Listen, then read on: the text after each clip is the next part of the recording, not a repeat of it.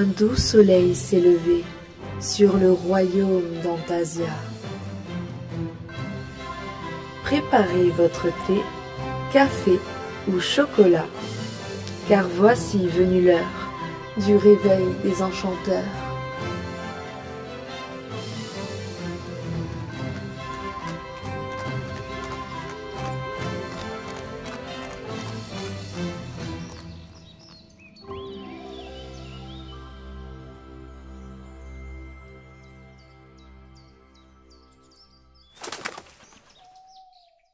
Mystère et magie, réveille l'enchanteur qui est en toi.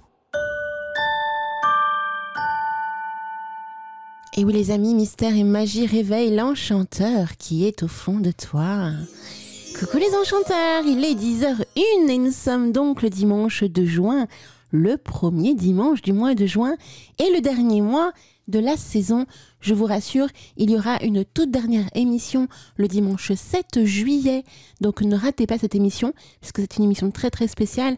C'est la dernière qui clôture effectivement la première saison de la création de cette jolie radio, qui est Radio Antasia les amis. Et dans cette émission, bien sûr, je vous transmettrai plein d'informations de tout ce qui s'est passé pendant toute la saison, ce qui va se passer pour la prochaine saison, mais également des petits tips. Et oui, parce qu'il s'est passé plein de choses en backstage et vous aurez donc l'immense bonheur de découvrir toutes ces jolies pépites, les amis.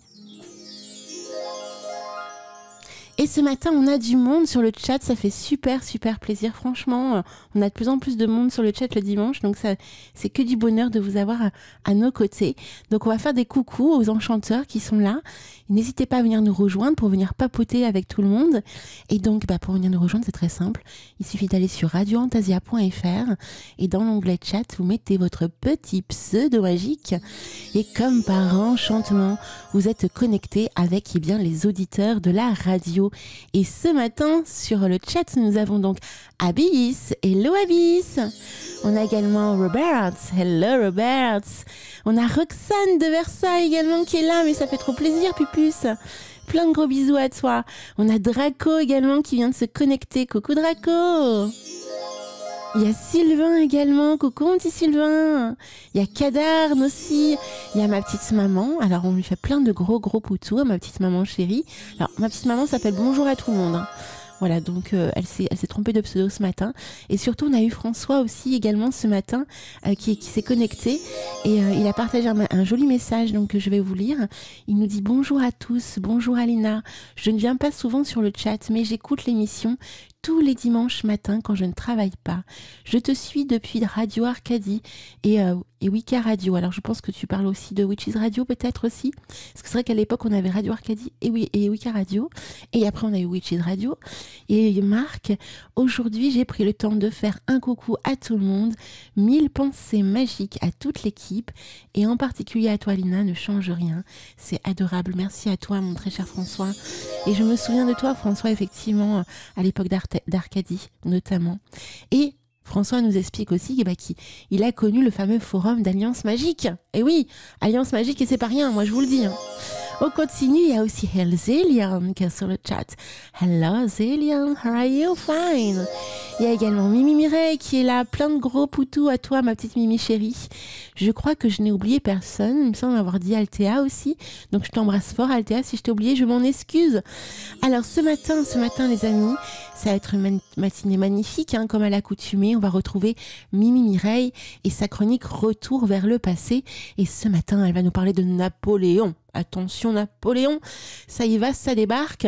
Ensuite, on va avoir la merveilleuse chronique, la toute nouvelle chronique, Le secret des plantes, avec l'angélique l'angélique officinale. Oui, yeah, je l'ai bien dit, poussière d'étoiles. C'est une très jolie chronique également et il y a pas mal de... Ah, je ne dirai rien parce qu'il y a quand même pas mal de surprises à l'intérieur, assez marrantes. Donc, je vous laisserai découvrir le secret des plantes. Et puis après coup, vers aux alentours de 10h30, 10h40, on va retrouver notre merveilleuse Yabioum pour sa chronique enchanteresse. Et elle va nous parler de Lita ce matin. Et d'une déesse enchanteresse également. Je ne vous en dis pas plus, je vous laisserai découvrir ça tout à l'heure. Et je vous réserve des pépites musicaux parce que, alors, j'ai découvert une chanson il y a quelques temps en arrière que j'adore, et à chaque fois que je l'écoute, alors je me sens, mais oh là là, je sais pas comment vous expliquer, en feu, en joie, c'est un truc de fou. Donc vous allez la découvrir. Et après la chronique de la team de Cadarn, eh bien j'ai cherché dans mes petits tiroirs autour de moi et j'ai découvert une chanson, mais juste hallucinante. Et je pense que vous allez l'aimer, et je pense peut-être même qu'elle va détrôner Le Grand Pot-au-Feu. Je pense. En tout cas, moi, je la kiffe, cette chanson. Et quand je l'écoute, eh ben, je suis de super bonne humeur. Et cette chanson, on l'écoutera juste après Le Secret des plantes, les amis. Donc voilà la petite matinée enchanteresse et magique en ce dimanche 2 juin. Et oui, ça promet du bouillon. Je vous embrasse toutes et toutes très très fort. N'hésitez pas à venir nous faire des coucous sur le chat. On vous embrasse. Et bonne matinée à toutes et à tous. Et c'est parti, attention, la première pépite que je vous propose ce matin, c'est de Philippe Lakovic. Attention, ça déménage. Replay, ça s'est passé sur Radio Antasia. Radio Antasia. Coucou les amis, j'espère que vous allez bien et que vous avez passé une agréable semaine. Nous sommes déjà au mois de juin, dernier mois de la saison. Que le temps a passé vite en votre compagnie, hein.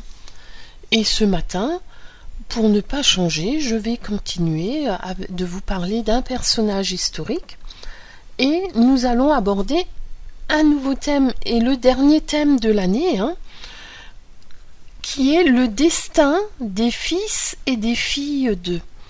En ce premier dimanche du mois, ce n'est pas un scoop, je vais vous parler d'un personnage historique masculin, à savoir Napoléon François Joseph Charles Bonaparte.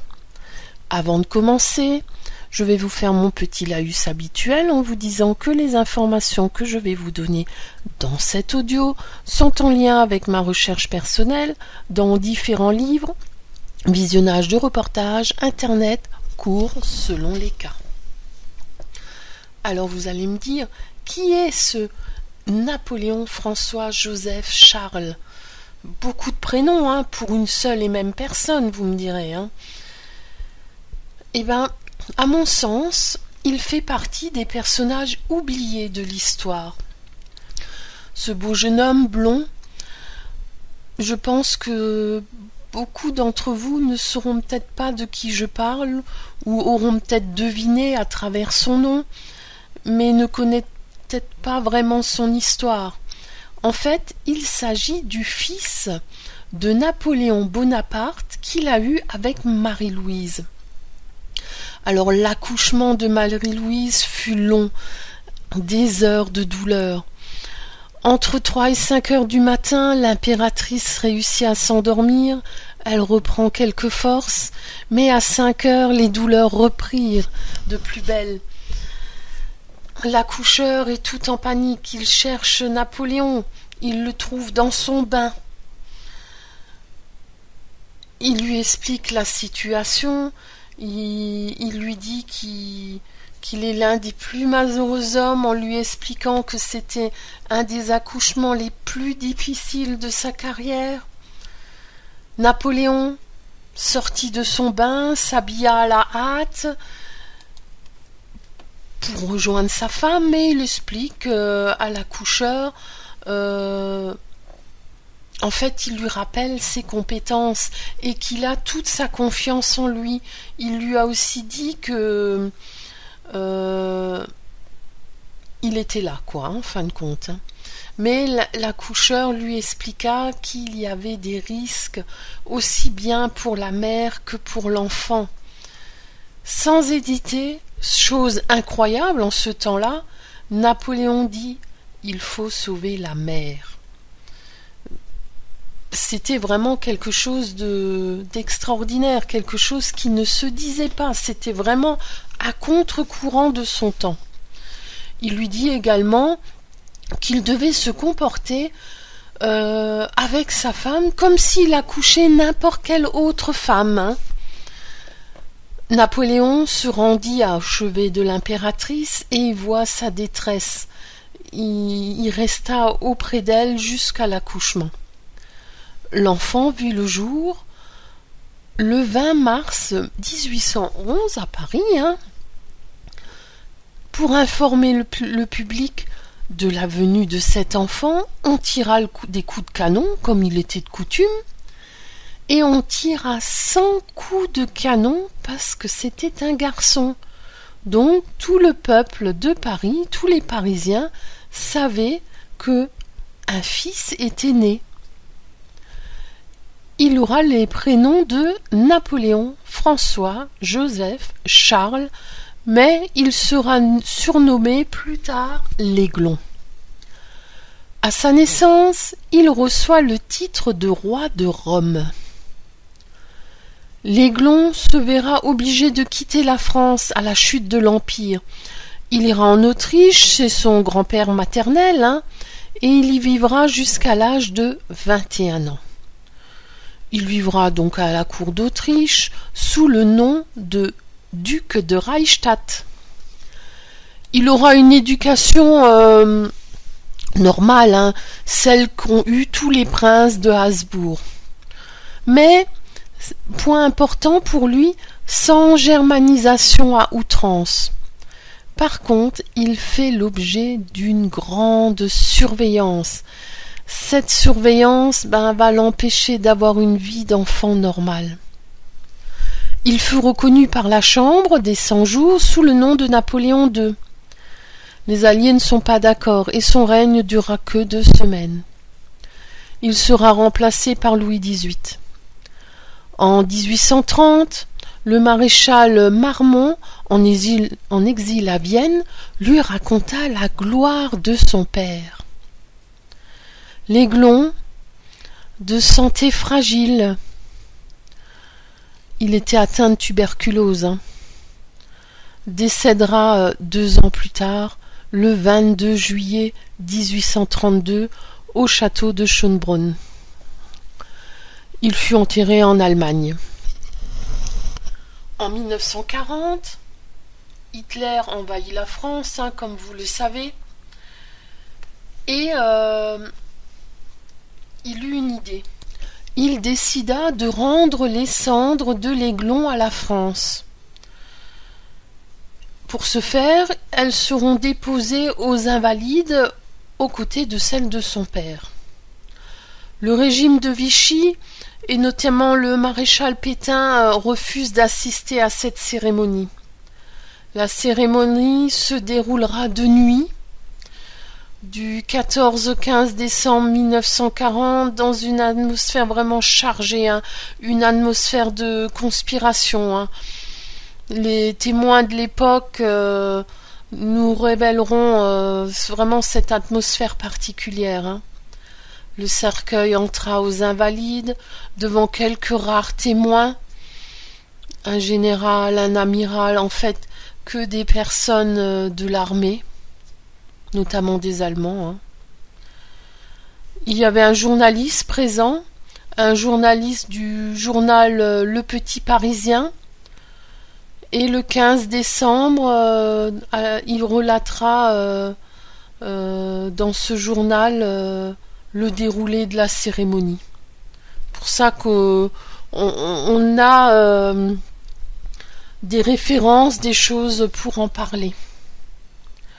Alors je vais m'arrêter là pour ce matin concernant ce personnage qu'au fil du temps l'histoire en parla pas trop, même de moins en moins. Comme je vous le disais au début, je trouve qu'il fait partie des oubliés de l'histoire, à mon avis. Et pourtant il y a des choses à dire le concernant, et j'ai même découvert des choses intéressantes que je ne savais pas, dans un livre que je peux vous le conseiller si vous voulez découvrir qui était en fait Napoléon II, de manière plus précise. Alors le livre s'appelle Napoléon II de Jean Tullard. J'ai également trouvé des informations le concernant dans un livre qui s'appelle Dictionnaire illustré des rois, reines et présidents de France de Jean-Marie Bardin. Et je vais m'arrêter là, comme je vous le disais, pour ce matin. Je vous souhaite un agréable dimanche. Profitez de ces belles journées de mois de juin. Une agréable et belle semaine, mais surtout prenez bien soin de vous. Et je vous dis à la semaine prochaine avec un autre personnage historique. Replay, ça s'est passé sur Radio Antasia. Radio Antasia.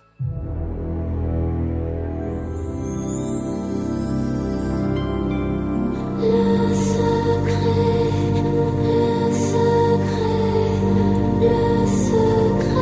des plantes sur Radio Antasia.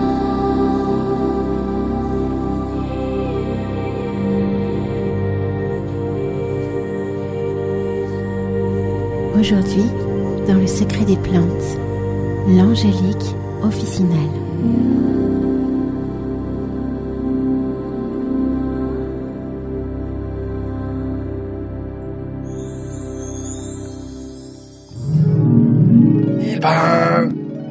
C'est qui cette femme qui nous répète depuis 5 minutes « Opis, opis, opis » Elle a une envie pressante ou quoi? Ah non, pas du tout, Cardan. C'est un langage crypté. Cette sorcière fait partie de la mafia alsacienne, qui, dans son parler local, remplace les A par des O, les B par des P. Fais pas cette tête, je te file la réponse. Abyss.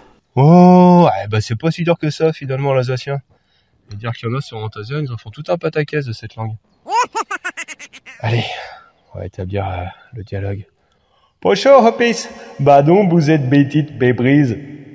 Tu crois qu'elle a compris, là, Sylvain? Elle me regarde bizarre. Psst, tu me fatigues. Ah, figure-toi que j'ai le remède pour toi, mon poteau. L'angélique. La plante idéale pour tes problèmes. Beau des problèmes de fatigue.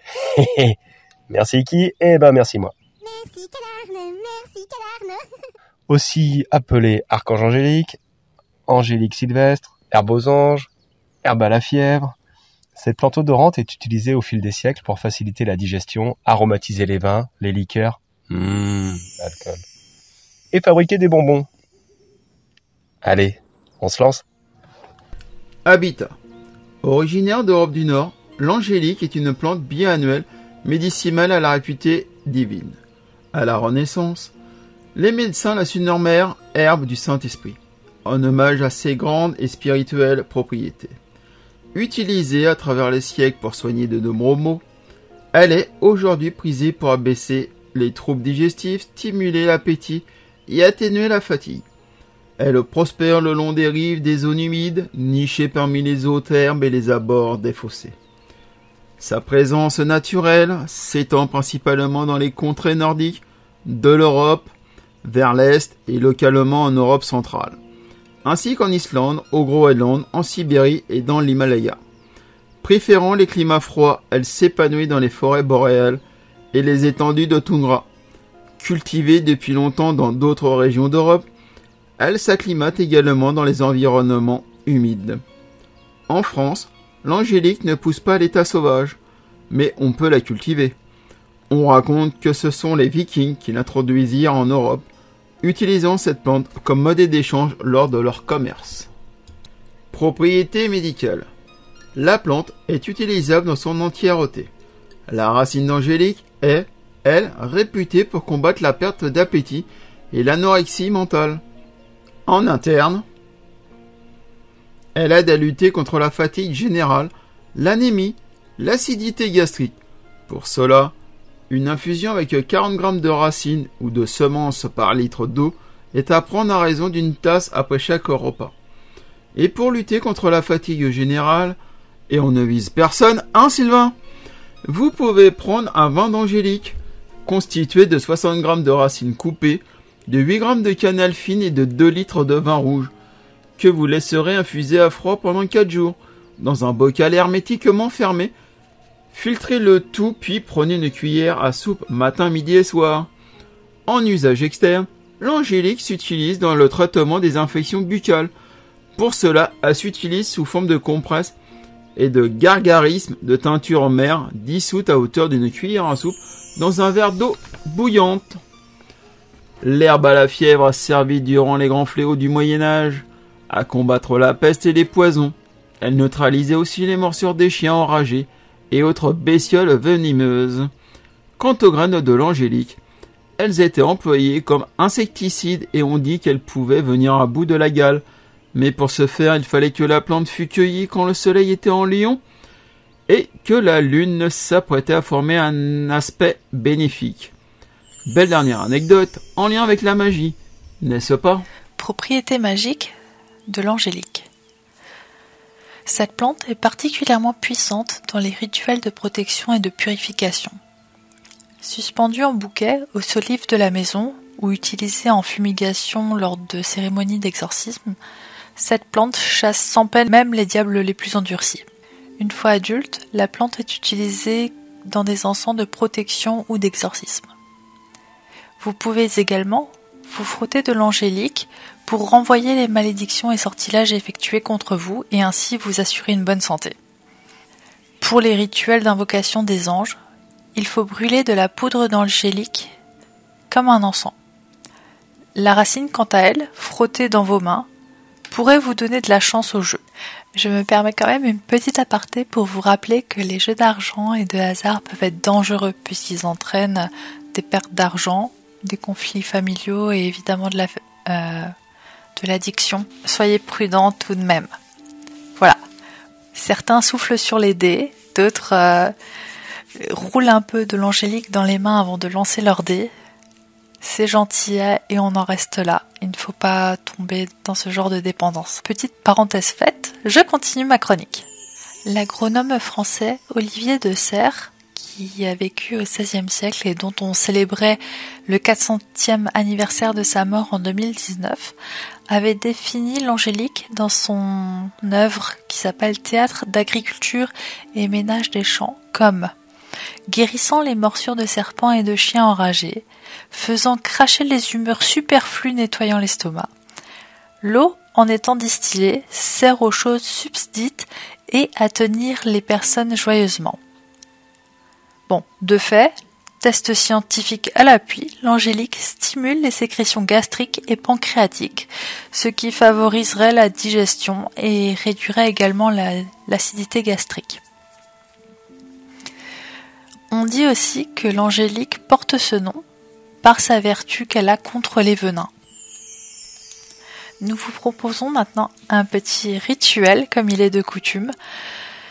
Aujourd'hui, ce sera un bain de purification de l'aura et du corps subtil.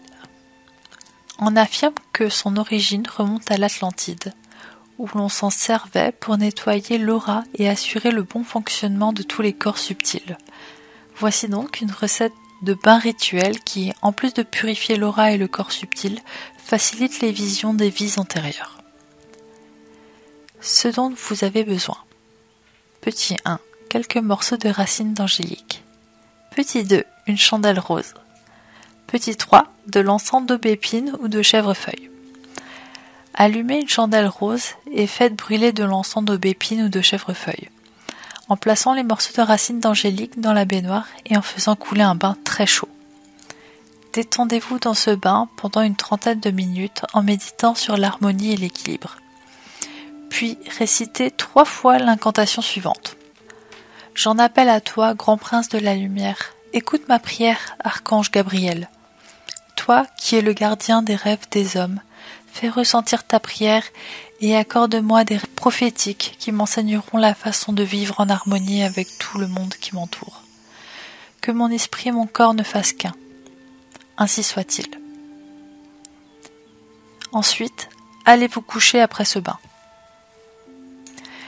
Et après ce petit bain relaxant, nous vous proposons une recette qui donne soif. Le vin d'angélique est idéal pour approcher les anges.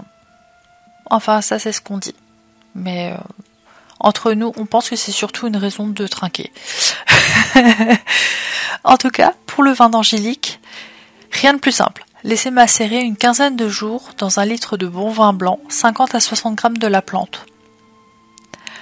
Boire un petit verre avant le repas servirait à stimuler votre appétit. Et évitez de faire le petit coup du « Ah tiens, j'ai pas très faim, je vais m'envoyer 2-3 verres. Et après, j'en prendrai bien un autre. » Non, ça passe pas. Et pour les vrais, ceux qui sont à la recherche des propriétés toniques de la plante, 25 g de tiges vertes concassées avec 1 g de muscade, le tout à laisser macérer une quinzaine de jours dans de l'eau de vie blanche pour fruits, celle que vous pouvez trouver en fait au supermarché, ça s'appelle de l'alcool à fruits. Après 2 semaines de torture psychologique, puisque vous ne pourrez pas la boire, filtrez le tout dans un sirop de sucre réalisé à partir d'un demi-litre d'eau et 1 kg de sucre. Et voilà pour vous donc un vrai bon tonique. Le secret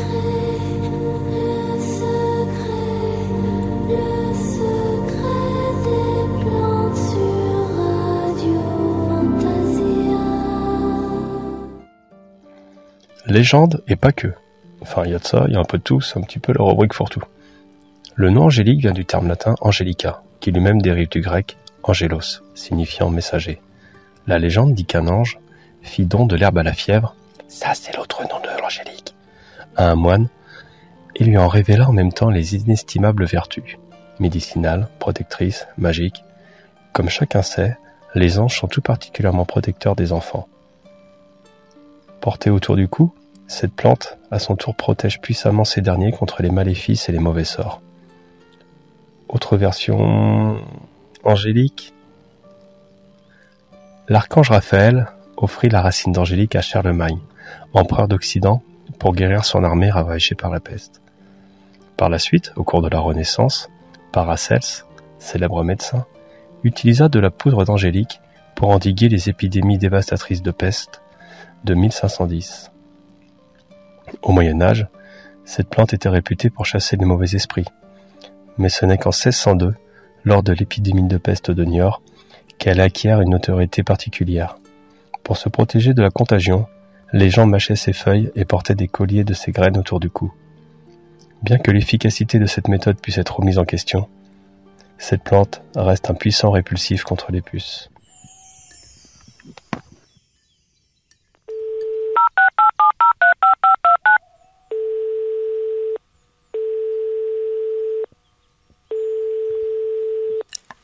Allô ? Ici la pharmacie de Niederschaffolsheim. Oui, Abis à votre service. Vos ? Quoi ? De l'angélique ? Ah mais non, on a tout vendu ce matin. Oui, il paraît qu'il y a une super chronique sur Radio Fantasia.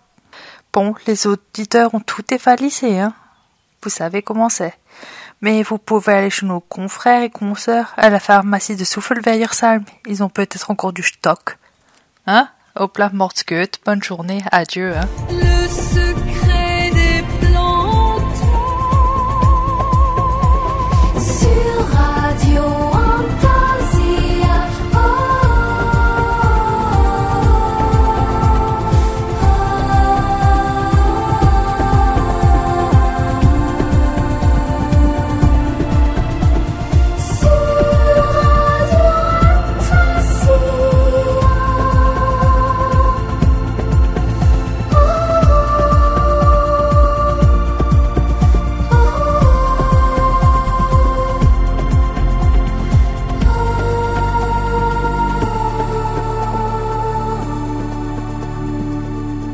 Replay, ça s'est passé sur Radio Fantasia. Radio Fantasia. Et oui les amis, mystère et magie réveille l'enchanteur qui est au fond de toi. Alors merci, franchement merci pour vos jolies chroniques de ce matin. Alors j'ai adoré le secret des plantes bien sûr. J'ai kiffé faire le montage, j'ai kiffé de mettre les petits effets à l'intérieur.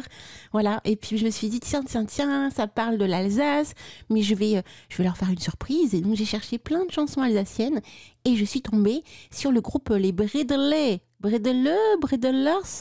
avec Bom Bom Stand.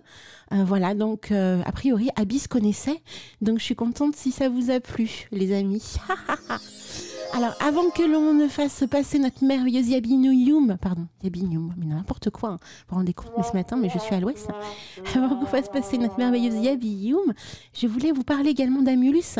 Amulus, c'est les baguettes salamander. Et oui, Amulus va être dans une manifestation très prochainement, le 9 juin, donc le week-end prochain, dans le 74, à Arenton. Donc, si jamais vous êtes dans le coin, que vous voulez passer, il sera donc au Salon du bien-être et artisanal âme champêtre, donc entre 11h et 18h. C'est un instant pour vous. Ça va être donc des massages, des réflexologies au niveau plantaire, des guidances, des manucures, des petites restaurations sur place et pas mal d'artisanat autour de tout ça. Et donc c'est le titre Un jour à la ferme, route des Granges, 74 800 à Arenton. Pour plus d'informations, vous allez sur le site unjouralaferme.fr, donc tout attaché, unjouralaferme.fr. Sinon, il y a le téléphone si vous voulez avoir des renseignements. Donc, c'est 06 79 69 43 98. Et on mettra, bien évidemment, cette information sur la newsletter des Enchanters demain dans l'après-midi, puisque demain, vous recevez la newsletter du lundi. Replay, ça s'est passé sur Radio Antasia. Radio Antasia. Et là, maintenant, c'est la chronique de notre merveilleuse Yabioum. Hello Yabi! Salut! Ça va bien? Ça va, et toi? Écoute, ça va super, hein. Quand on t'entend, c'est que du bonheur, hein, franchement. Merci, c'est gentil. Et puis les enchanteurs sont excités sur le chat, hein. Je te le dis, ça n'arrête pas. Ils te font plein de gros bisous également. C'est gentil, je les embrasse aussi. Alors ce matin, tu vas donc nous parler de Lita. Ouais, j'avais envie de faire un petit clin d'œil à Lita parce que je trouve qu'avec le temps qu'on a eu ces derniers temps, peut-être que les enchanteurs avaient envie d'un petit peu de soleil. Il faut dire qu'on en a été un peu privés ces derniers temps. Ah je te confirme, hein. Ici aussi, ça n'arrête pas, c'est trop bizarre le temps. Et non, c'est le réchauffement climatique, on n'a pas fini, ce n'est que le début. Donc, il va falloir s'y habituer.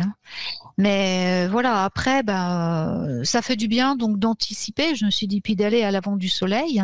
Oui. Voilà, ça va faire du bien un petit peu de parler de cette fête magnifique de Lita que tu célèbres certainement, Alina, toi aussi. Bien sûr. Ouais. Et donc voilà, je sais pas si ça vaut vraiment le coup que je revienne sur la signification de Lita, parce que je pense que tous les auditeurs savent ce qu'est Lita. J'ai ma maman qui écoute ce matin la radio et elle ne connaît pas. Donc si je salue ta petite maman chérie. Oui. J'espère qu'elle va bien. Oui, ça va mieux. Bon, oui. C'est le principal. Bon, je vais faire juste un petit aparté alors sur Lita. Donc Lita, en fait, le soleil va régner en maître dans le ciel de Lita. Donc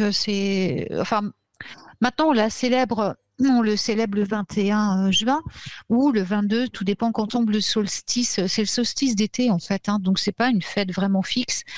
Et nos ancêtres celtiques la célébraient à la pleine lune. Ils célébraient tous les sabbats aux pleines lunes de toute façon. Donc voilà. Mais maintenant, voilà, pour les païens, pour les néo-païens, on a pris l'habitude de la célébrer vraiment le 21, le 22, tout dépend. Voilà. Alors moi, j'aime beaucoup exploiter cette énergie du solstice afin d'apporter des nouvelles opportunités, la transformation, la joie, l'amour dans ma vie et dans celle des autres. Et puis on va voir, là je vais voir dans la chronique, je vais vous parler donc des cristaux, des herbes qu'on utilisait depuis très très longtemps, depuis que nos ancêtres utilisaient déjà donc pour le solstice d'été. Et puis je vais vous parler aussi de quelques petits rituels vraiment très simples que j'ai notés dans mon livre d'ailleurs pour célébrer Lita. Puis en dernier, je vous parlerai de Onya. Alors ça s'écrit A-I-N-E. C'est du gaélique irlandais, on le prononce Aonia. Et Onya, donc c'est une des déesses qui est associée à cette fête de Lita et sûrement une des reines des fées les plus aimées en Irlande et les plus célébrées à cette période. Voilà. Donc Lita, c'est devenu la Saint-Jean en fait. La Saint-Jean existait bien sûr déjà depuis très très longtemps, et nos ancêtres la célébraient conjointement. Parce qu'il faut savoir que dans les campagnes, notamment chez les Celtes, donc toujours on repart en Irlande, ça a beau ça a eu beau être, comment dire, christianisé, on y a introduit des saints, tout ça, mais les paysans, les gens de la campagne, vraiment, continuaient à célébrer les deux, hein. Il y avait la célébration chrétienne, donc avec la Saint-Jean, mais bien sûr, ils ont gardé la célébration ancestrale, donc de ce solstice, avec la bénédiction de la porte, la bénédiction des bêtes, dont je parle aussi dans mon livre à travers le conte, que j'avais reçu en canalisation par une petite âme qui était venue me voir. Et donc on voit bien comment ça se passait à l'époque. Et en fait, c'est rigolo parce que quand j'ai refait d'autres recherches, parce que ça m'a intrigué certaines choses, j'ai été voir dans mes vieux grimoires et en fait, c'était vraiment comme ça que ça se passait. Donc ça m'a vraiment fait chaud au cœur d'avoir eu ce contact avec cette petite âme, cette petite adolescente qui était venue me voir et qui m'avait raconté comment ça se passait, qui m'avait montré comment ça se passait à l'époque. Donc la Saint-Jean et l'Ita, c'est la célébration solaire. Nos anciens, donc nos ancêtres, pensaient que vraiment le soleil c'était la force vitale. De toute façon, c'est la force vitale de la terre. Hein. Sa présence permettait de réchauffer, ça faisait pousser ça faisait mûrir les plantes, les fruits. Enfin, tout ce qui servait à se nourrir. Donc c'était vraiment l'astre sacré. C'est pour ça qu'on l'avait déifié, hein, avec la déesse Soleil dans l'Antiquité, qui est devenu le dieu Soleil après, quand on est passé plus avec encore l'ère chrétienne et donc le règne du masculin qui prend le pas sur le règne du féminin. Mais au départ, le Soleil était féminin et la Lune était féminin, pardon. Non, masculin, je dis ça, excusez-moi, ma dyslexie. Voilà, même dans les pays nordiques, c'est resté comme ça. Donc l'été, c'est le moment où les graines qu'on a semées au printemps vont vraiment produire des fruits, produire des légumes et dans la Wicca moderne, dans cette pratique, dans cette religion moderne païenne, et donc ça vient de certaines traditions païennes plus ancestrales, bien sûr, parce que Gardner a repris des choses, bien sûr, il a fait des recherches. Donc la déesse est considérée à ce moment-là comme la mère porteuse de son enfant, donc du dieu, et qui va se préparer à donner naissance à son petit, donc quelques mois plus tard. Donc là, elle est dans toute sa gloire de mère, et le dieu, lui, le père donc de l'enfant, est dans toute sa gloire de sa force solaire, quoi. Donc l'Ita, en fait, c'est un mot germanique qui désigne les mois de juin et juillet, en fait. Les anglo-saxons, eux, l'ont appelé Eralita, avec eux, dans les îles britanniques, quand ils se sont installés au 5e et 6e siècle de l'ère précédente. Donc, il y a un moine anglais, qui s'appelle Bede, qui a consigné les anciens mots saisonniers anglo-saxons, donc dont Aeralita. Donc le mot litha a plusieurs traductions possibles. Certains rapportent qu'il signifie doux ou calme, en référence au fait que les mers étaient suffisamment calmes pour naviguer à cette époque-là. D'autres affirment que litha fait référence à la lune, par contre. Et selon l'auteur païen Galina Kraskova, le sabbat d'été, litha, n'est que le deuxième en importance après Yule dans la pratique païenne, et les rites de Litha pour les peuples germaniques comprenaient, il y a très très longtemps, hein, des sacrifices aux dieux. Alors ça ne veut pas dire qu'ils tuaient des animaux, hein, quand on dit sacrifice, hein, des prières et des remerciements. Il y a juste on mangeait à l'époque, vraiment, il est toujours dans le Nord, c'est toujours le cas. J'en ai parlé pour la chronique de Yule. On mangeait du sanglier ou du porc, puisque c'était honorer Odin et Freyr que de manger du porc et du sanglier. Il s'agissait donc de montrer la gratitude pour la santé, la prospérité de la communauté. Et puis donc pour l'Ita, on organise tout comme le solstice d'hiver, des réunions autour de feux, des feux qu'on fait à l'extérieur et dont on fait offrande aux dieux. Et donc ces traditions se sont perpétuées jusqu'à aujourd'hui. Alors au niveau des Celtes, les anciens Celtes le faisaient aussi, ils honoraient également les solstices, voilà, à leur manière. Donc C'était pas, par contre, un jour saint important pour les Celtes. C'est vraiment les célébrations les plus importantes chez les Celtes, c'est Imbolc, Beltane, Lugnasa et Samhain. Et d'ailleurs, ils ne l'appelaient pas Lita. C'était Lita, c'est vraiment un mot germanique. Voilà. Donc, le mois de juin, faut dire que c'est un mois en Irlande qui passe un peu inaperçu. Voilà, parce qu'avec la saison, il fait pas très beau là-bas. C'est pas comme ici. C'est un mois frais, encore froid. C'est un mois qui disparaît un peu, qui se noie dans le cycle des saisons. Et donc, c'est pour ça qu'on célébrait pas trop non plus cette chose-là.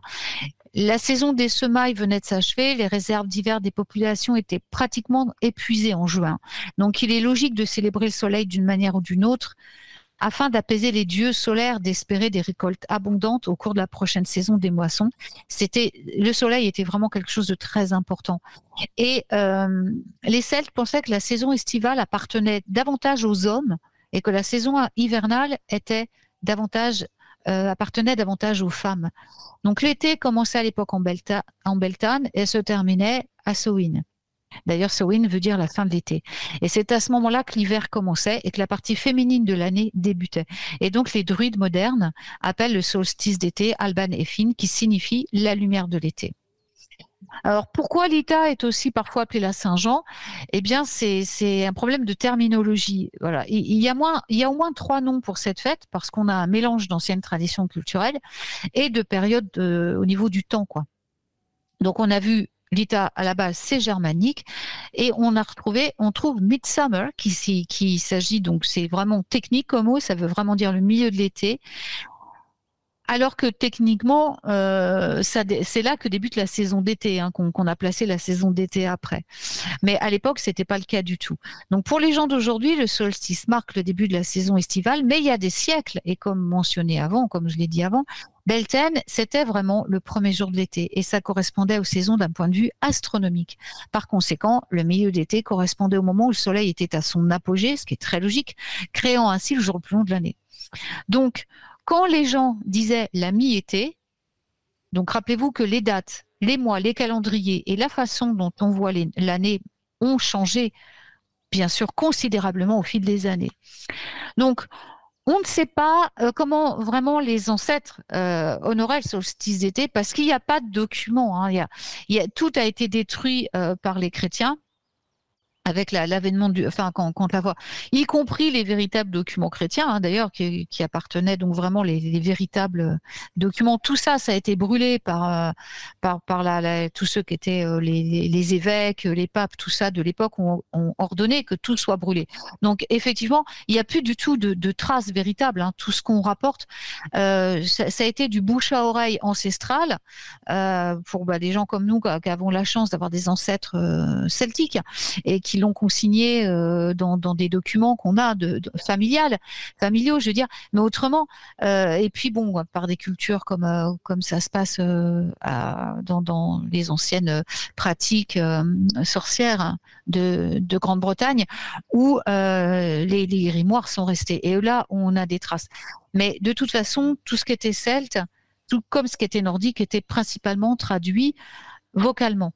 Donc, c'est un petit peu compliqué d'avoir des traces. Donc, il y a beaucoup de choses qui sont plutôt supposées, qui ont été plutôt, rapportées comme ça. Donc, en fait, c'est pour ça que moi, perso, dans mon livre, j'ai vraiment mis le cap, enfin, on va en parler tout à l'heure avec vraiment les petits rituels à faire pour l'été. C'est vraiment des choses qui vont appartenir plutôt à ce qu'on ressent par rapport à la saison, à découvrir les énergies véritables, parce que de toute façon, tout a changé depuis ces époques ancestrales, donc on ne peut que célébrer maintenant comme nous on le sent, comme nous on le voit, comme nous on le vit. C'est un hommage au soleil, c'est un hommage à l'été, il faut s'en rappeler. Donc, on honorait la terre parce que c'est la terre nourricière et voilà, l'honorer, c'est lui montrer notre gratitude par rapport à tout ce qu'elle nous donne, l'abri, la nourriture, de quoi nous chauffer, de quoi nous vêtir. Voilà, tout est produit de terre-mère. Il faut se rappeler qu'autrefois, tout était, surtout dans les peuples du Nord et celtiques, tout était vénéré comme vivant. Tout est vivant et tout vient du ventre de terre-mère. Donc tout est honorable et tout est sacré. Est-ce que ça va au niveau description, Alina? Tu penses que c'est bon? Ah bah totalement. Puis alors en plus, je trouve que tu dis les choses magnifiquement bien. On honore le soleil. C'est vraiment le mot, je trouve. C'est vraiment la phrase. Ouais. Ben ouais, je trouve aussi. Je t'entends plus qu'en monouche parce que j'ai foutu avec mon micro. Ah. Encore. Ça arrive, c'est le live. Ah, ça y est, c'est revenu. Non, mais attends. Oh là là, non, mais moi, je t'assure, parce que mon matériel, des fois, c'est quelque chose. Ouais, Donc, c'est la magie du live. c'est ça. Donc, en fait, voilà, il faut casser un peu la rigidité parce que bon, il faut savoir que il y a beaucoup de choses qui ont été ramenées sur le continent, qui ont été écrits et pareil, déformés au travail par des gens que ça arrangeait. Il y a certains trucs Wiccans qui ont tourné en secte. Il y a des choses, enfin, voilà, faut savoir que ça a été beaucoup déformé, ça a été beaucoup, c'est un peu du grand n'importe quoi, faut le dire. Donc, il faut suivre, dans tous les cas, et c'est ce que faisaient nos ancêtres, ça c'est ce dont il faut se rappeler, célébrer les saisons, c'est célébrer ce qui se répercute au fond de nous par rapport à ce qui est à l'extérieur. Ce qui est à l'extérieur reflète ce qu'on a à l'intérieur. Et c'est ce qui est à l'intérieur de vous, c'est là que se trouve votre divinité, votre divin. Donc là, vous savez, en fait, suivez votre je veux dire, ce que vous ressentez par rapport à la saison et honorez-la en fonction de ce que vous ressentez. Je pense qu'en ce moment, la Terre a plus, bon, elle n'a pas besoin de nous pour survivre, hein. C'est plutôt l'humain qui a à s'inquiéter.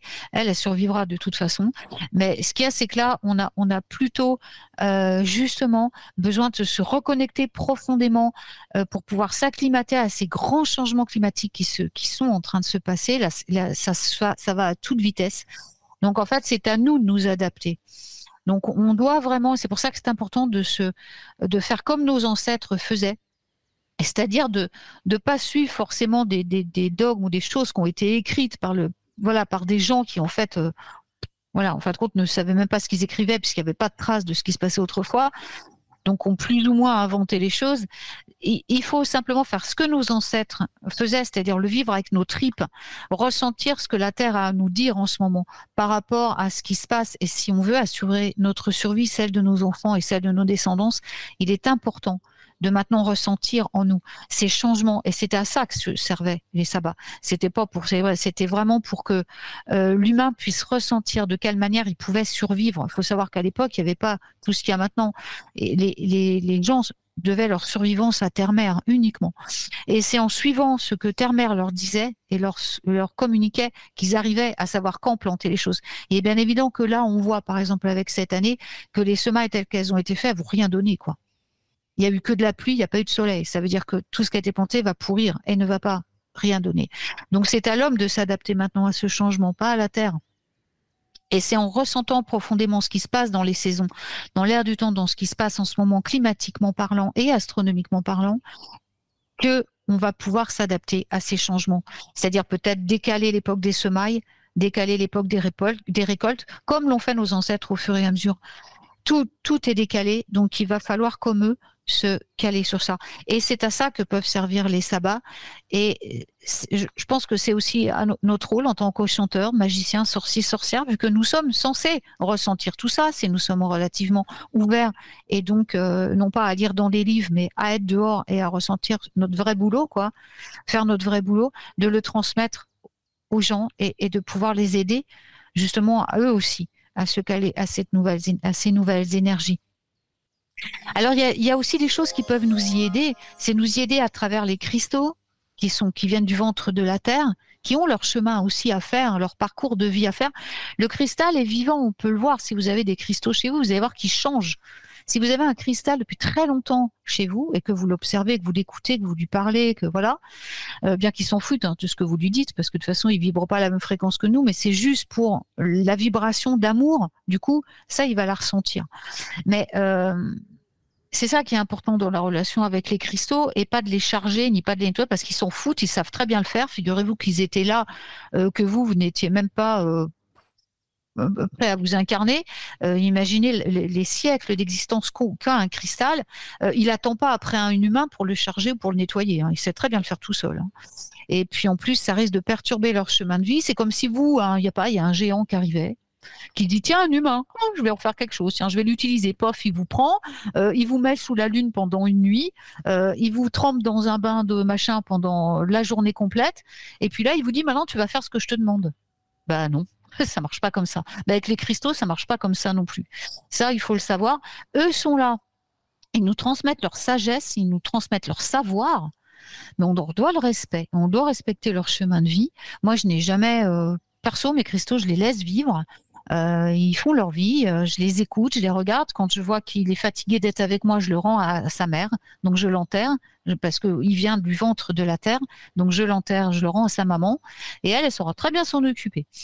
Donc voilà. Et après, à la limite, quand ils sont un peu déchargés et que ils veulent encore rester quelque temps avec moi, je les enterre et je les ressors après. Mais bien souvent, je sens qu'il est bien, donc je le laisse. Et donc, quand les cristaux nous parlent, on voit vraiment quelle est leur véritable mission.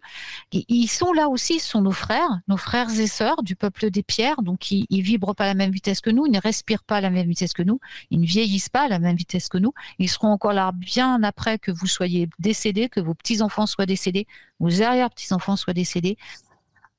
Eux seront toujours là. Et quoi que vous leur ayez fait, ça va juste retarder leur ascension, ce qui est quand même dommage, mais ils seront toujours là. Donc c'est à nous d'apprendre d'eux et pas nous servir d'eux, mais d'apprendre ce que eux viennent nous transmettre. Et une pierre vedette pour le solstice d'été et une de celles que vraiment je préfère observer, regarder, voilà, et d'apprendre, c'est la pierre de soleil. C'est vraiment le cristal associé au solstice d'été. Bien entendu, c'est la pierre, c'est logique, hein, c'est la pierre de soleil. C'est vraiment une enfin, voilà, elle est d'humeur estivale. Elle a été découverte pour la première fois en Norvège et elle apportait quelque part la lumière dans l'obscurité. C'est comme si vous transportiez l'état de Floride quelque part, qui est un état où le Costa Rica, où il fait toujours beau, c'est vraiment où il y a un climat qui ne varie jamais, et que vous l'ameniez dans des pays hivernaux comme la Norvège, et ça apporterait le soleil tout le temps, quoi. C'est un soleil sans fin, c'est un été sans fin, c'est de la joie sans fin. Donc, la poser sur votre autel de Lita, et l'inclure dans vos rituels alors je vous dis, sans la tripoter, hein, juste qu'elle soit là, et apprendre d'elle, quoi. Elle va vous aider justement à faire place nette pour apporter davantage d'abondance, manifester davantage de lumière, de joie et de bonheur dans votre vie. Tu l'aimes, tu utilises. Mieux moi, oui. Travaille avec la pierre de soleil, Alita, toi, Alina? Non, pas du tout. Alors ça que moi, je suis pas très pierre, sauf quand je les trouve dans la non, nature. chacun son trou, voilà. Chacun son trou. Par contre, j'adore la pierre de lune. Hein. C'est ma pierre préférée avec l'améthyste et l'obsidienne. Mais c'est vrai que non. Par contre, on m'a posé une question récemment. Alors moi, je le fais pas. Est-ce que toi, tu le fais? La lune solaire. La lune. Non mais tu vois, moi aussi, hein, je suis à l'ouest. L'eau solaire, parce que c'est vrai qu'on fait... Oui, j'en parle, je vais en parler. Super. Oui, l'eau solaire, j'en parle dans mon livre, hein, je l'ai écrit dans mon livre. Oui. C'est écrit noir sur blanc, l'eau solaire. Ouais, bien sûr, et j'en fais même en dehors de Lita. Moi, je suis plus soleil que lune. Je suis plus solaire que lune maintenant. Enfin, je l'ai été avant. J'ai exploré mon côté sombre avec la lune jusqu'à ce que parce que c'est normal de le faire. Maintenant, la lune, bon, ça va. Hein, le côté sombre, je connais. Voilà, donc je suis retournée du côté du soleil, qui est quand même la vie. Donc, je préfère être du côté de la vie, personnellement, vu que maintenant, je sais, j'ai affronté ce que je devais affronter. Donc, l'eau solaire reste ma préférée. L'eau de lune, je la fais bien sûr pour certaines choses que je fais aussi par rapport à ma boutique, à des eaux que je fais, des eaux magiques, tout ça, où j'utilise l'eau de lune parce qu'elle aide à chasser beaucoup de choses. Mais par contre, pour ce qui est de tout ce qui est de redonner, pour aller de l'avant, j'utilise l'eau solaire. Je peux utiliser l'eau de lune. Donc bien sûr, je fais de l'eau solaire très régulièrement, oui, en faisant attention toujours, malgré tout, à la position lunaire, même quand on fait de l'eau solaire. Oui, mais totalement. On va faire gaffe au vide de course, il faut quand même faire gaffe à tout ça, hein, parce que il n'y a pas l'un sans l'autre, il n'y a pas l'ombre sans la lumière. Et voilà. Donc, même si on travaille avec de l'eau solaire, tout comme quand on travaille avec de l'eau lunaire, puisqu'on tient compte des signes solaires, eh bien, l'eau du soleil, l'eau solaire, On tient compte aussi, bien entendu, des positions lunaires. C'est important de le savoir. C'est vrai que c'est pas quelque chose Oui. qu'on perçoit tout de suite. Bah oui, parce qu'en fait, tu le percevras avec l'expérience, Bien parce sûr. que les résultats seront pas les mêmes, du coup. Tout à fait. Forcément, ça va pas donner. C'est pour ça que il y a tellement de choses à être attentif quand tu lances un sortilège. Tu contrôles les choses. Dès que tu lances un sortilège, tu prends le contrôle. Oui. Bon, déjà, tu prends un risque, hein.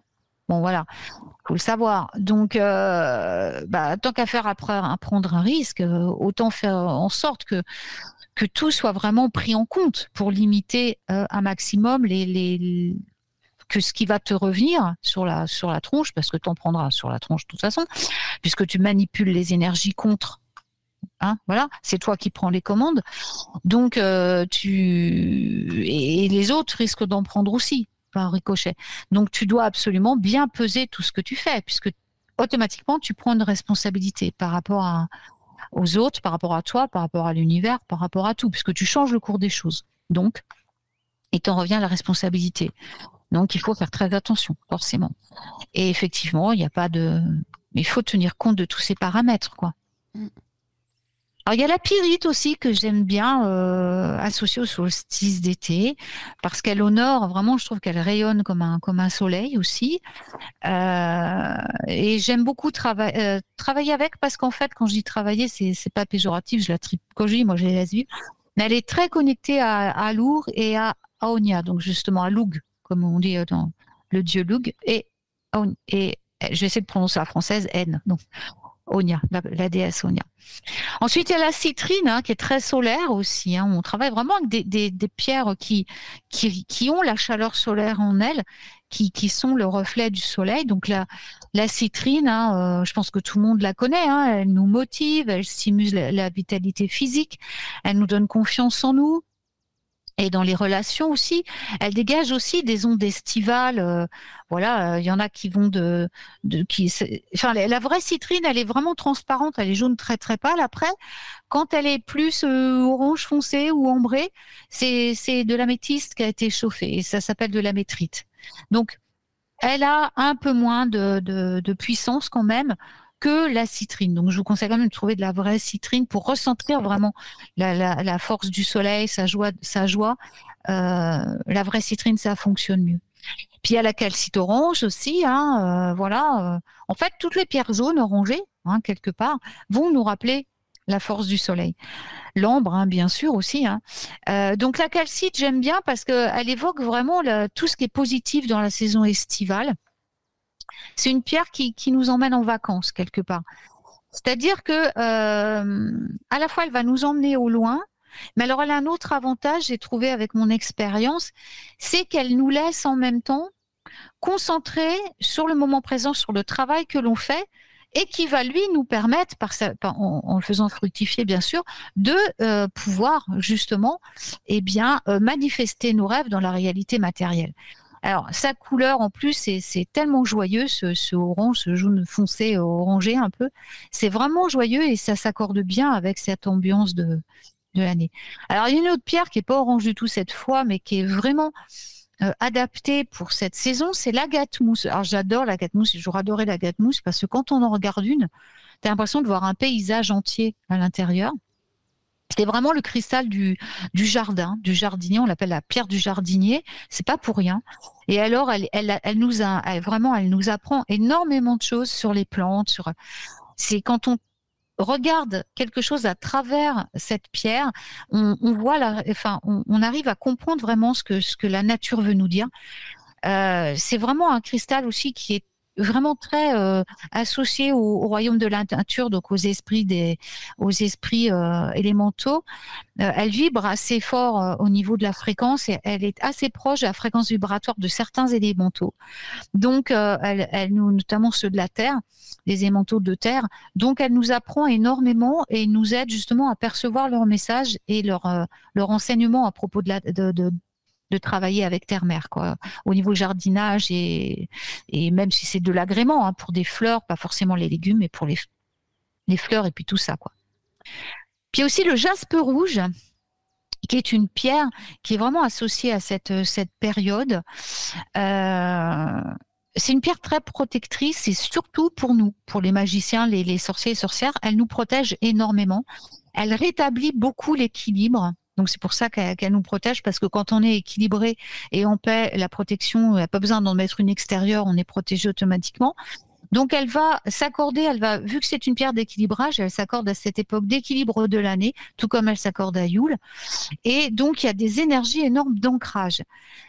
Et c'est une période d'amour, la période d'été, et elle s'accorde justement, cette pierre de jaspe rouge qui contient beaucoup de passion aussi, avec le sabbat et la saison. Et puis, si vous avez eu la chance d'en trouver, alors je dis pas d'aller l'acheter ou de le récolter quoi que ce soit, moi j'en ai trouvé au bord de la mer, au Pays de Galles, j'en ai trouvé, c'était en Angleterre, dans le nord de l'Angleterre, tout ça. J'en ai trouvé en Irlande, c'est du corail. Alors ça, le corail, qu'il soit blanc, rouge ou n'importe quoi, hein, c'est honorer l'élément eau à l'Ita, parce que l'Ita, c'est aussi une fête d'eau. C'est pas une fête que du feu. Donc c'est vraiment le feu et l'eau, les deux éléments majeurs de la saison estivale. Et les pierres donc qui viennent de la mer, donc pareil pour les pierres percées ou les galets qu'on peut ramasser sur une plage, sont parfaits également pour ressentir la vibration de l'Ita. Donc le corail, lui, représente la force, l'émotion, les plongées profondes dans la psyché.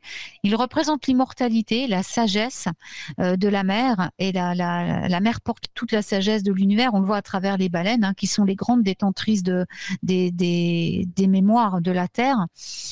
Et certains fossiles que j'adore, mon fossile définitivement préféré, c'est l'ammonite, puisqu'alors elle est absolument extraordinaire au niveau, déjà c'est le nombre d'or, hein. Donc ça résume tout. Et ensuite elle véhicule en elle toutes les grandes sagesses, elle contient les 4 éléments et elle véhicule vraiment le savoir ancestral de Mère Terre.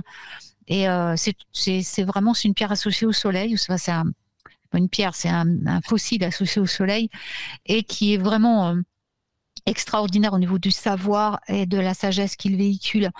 Et donc, il est recommandé aussi lors du solstice d'été de faire des offrandes au peuple de la mer, aux élémentaires de l'eau. C'est très important. Surtout si vous habitez près de la mer, allez offrir des cadeaux aussi, aux élémentaux de l'eau, ce qu'on appelle les sirènes, les ondines, tout ça. Ça, vous pouvez le faire en eau douce aussi. Mais voilà, n'hésitez pas à leur rendre des hommages et à leur faire des cadeaux. Et puis, il y a une autre pierre que j'aime beaucoup aussi, c'est l'héliotrope, la pierre de sang, qui va éliminer les blocages, donc à cette époque de l'année, et qui va nous ancrer aussi. Elle va nous aider à élever nos énergies, voilà, pour les associer vraiment aux énergies du soleil, de l'été. Et elle va nous ancrer aussi pendant cette période où on a tendance vraiment à s'éloigner un petit peu de la réalité. Et elle va éliminer tout ce qui est négatif dans notre aura et dans notre environnement. Donc, elle va permettre à la manifestation des choses, enfin des vœux estivaux de se produire.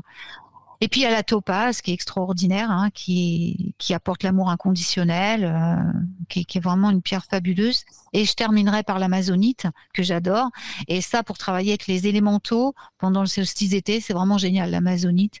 Et il nous aide vraiment à voir à travers le voile le monde de la nature. Elle nous apporte chance en plus, hein, et elle apporte une grande santé. Et elle renforce l'amour surtout. C'est pour ça qu'elle apporte la santé et tout ça d'ailleurs, puisque c'est l'amour la clé de tout. Hein. Et donc, elle apporte l'amour dans presque toutes les relations. Elle nettoie vraiment l'air, l'élément air de toutes les énergies négatives. Et elle apporte vraiment de bonnes choses dans la vie. Donc, je termine par cette pierre. Voilà, je vous ai cité que les principales facettes, d'après mon expérience de décades de pratique, qui sont pour moi le plus approprié pour ressentir vraiment l'énergie de l'Ita. Et j'avais une question, enfin j'imagine que oui, tu vas me dire oui, parce que en tout cas je le ressens ainsi et c'est logique. Effectivement, quand on n'est pas super calé en pierre ou qu'on n'est pas forcément intéressé par la lithothérapie, autour de ses bienfaits, le fait d'aller faire des recherches de pierres naturelles dans la nature, notamment des pierres qui ont été baignées par le soleil régulièrement, il y a quand même l'énergie, l'influence du soleil qui a tapé dessus. Tu penses que c'est autant légitime, ça pourrait être autant légitime qu'une pierre associée à cette énergie? Oui, alors j'ai parlé lithothérapie parce que ça intéresse beaucoup de gens, hein, voilà. C'est ça. Un simple caillou intéresse beaucoup moins les gens. Et c'est dommage, parce que moi, chez moi, j'ai principalement que des cailloux. Ah oui, je suis comme toi. Voilà. Donc je ramasse, il m'appelle tout simplement. Et j'avais fait plusieurs articles sur mon blog. Oui. À l'époque, pas mon site officiel, mais mon blog, où j'ai fait beaucoup d'articles sur les pierres que je ramasse, et notamment sur ce que j'appelais le caillou magique. Donc il y a un simple caillou que l'on sait sur mon blog, hein, donc je vais pas en reparler là parce que j'ai d'autres choses à dire pour aujourd'hui. Mais voilà, je veux dire, bien sûr que, et au contraire, je dirais au contraire, tout comme je préfère quand je vais acheter un cristal, une pierre semi-précieuse, je vais dire, je le prends toujours brut. Je ne l'achète pas une fois que l'humain l'a tripoté, l'a poncé, l'a poli, l'a découpé en forme de pyramide ou de quoi que ce soit, parce que c'est de la souffrance pour la pierre. C'est comme je vous dis, si on vous prend, qu'on vous coupe les bras pour vous donner une certaine forme, c'est la même chose. Hein. C'est ni plus ni moins la même chose qu'on fait aux cristaux. Donc, moi, j'aime pas. Elles ne vibrent plus pareil. Elles ont souffert et ça coupe la moitié de leur énergie. Moi, je les prends que brutes. C'est-à-dire quand l'humain les a touchés le moins possible, tel qu'il les trouve dans la terre. Et donc la pierre que l'on va trouver à l'extérieur, comme tu dis, Adina, j'adore les pierres que je ramasse en bord de mer parce qu'elles ont à la fois l'élément eau, l'élément terre, l'élément feu avec le soleil, et l'élément, elles ont les 4 éléments, celle-là, tu vois. Tout à fait. Et bien sûr qu'elles sont baignées. Mes ammonites, j'en ai ramassé au bord de la plage. Alors ici, en France, il n'y en a pas. Mais peut-être il y en a, mais j'en ai jamais trouvé. J'en ai jamais entendu parler, du moins. J'en ai trouvé beaucoup en Angleterre, pareil, sur les plages de Pays de Galles. J'en ai trouvé en Irlande, beaucoup dans la mer du Nord. Il y en a pas mal d'ammonites. Après, il y en a qui viennent de Madagascar et tout. Mais elles sont taillées, elles sont coupées. Moi, j'ai des ammonites brutes que j'ai ramassées, qui sont absolument extraordinaires. Et ça contient de la sagesse. Donc, je suis, au contraire, ta réflexion est excellente. J'aurais peut-être pas pensé à en parler là, mais franchement, parce que je suis obligée de suivre une trame aussi un petit peu parce qu'on n'a qu'une heure et demie. Mais voilà, mais franchement, je privilégie moi-même ce genre de pierres. Et en plus, parce qu'elles n'ont pas été touchées par l'humain, quasiment. Et en plus, je trouve que la découverte est encore plus belle, tu vois, que de la prendre dans carrément. une boutique. Voilà quoi. Mais ouais, parce qu'il y a une histoire derrière. Il y a comment tu l'as trouvée, comment elle t'a appelé, comment elle t'a attiré, le premier contact quand tu l'as pris dans ta main, ce qu'elle t'a dit la première fois. Tu vois? Est-ce que tu as le droit de la ramener chez toi? Est-ce qu'elle veut pas? Est-ce que tu as le droit de la nettoyer? Est-ce qu'elle veut pas? Il y en a qui veulent pas être nettoyés, hein, qui veulent rester avec voilà. Et à l'endroit, tu iras la remettre à l'endroit évidemment tu l'as trouvée. Hein. Tu vas pas aller la mettre à Pétaouchnok parce que son chemin de vie il est là. Donc il faut la ramener où tu l'as trouvée. Voilà, donc c'est vrai que c'est génial quoi de tu vois. Moi quand je trouve des pierres sur un certain lieu, par exemple où j'ai vécu, des fois elles veulent rester avec moi.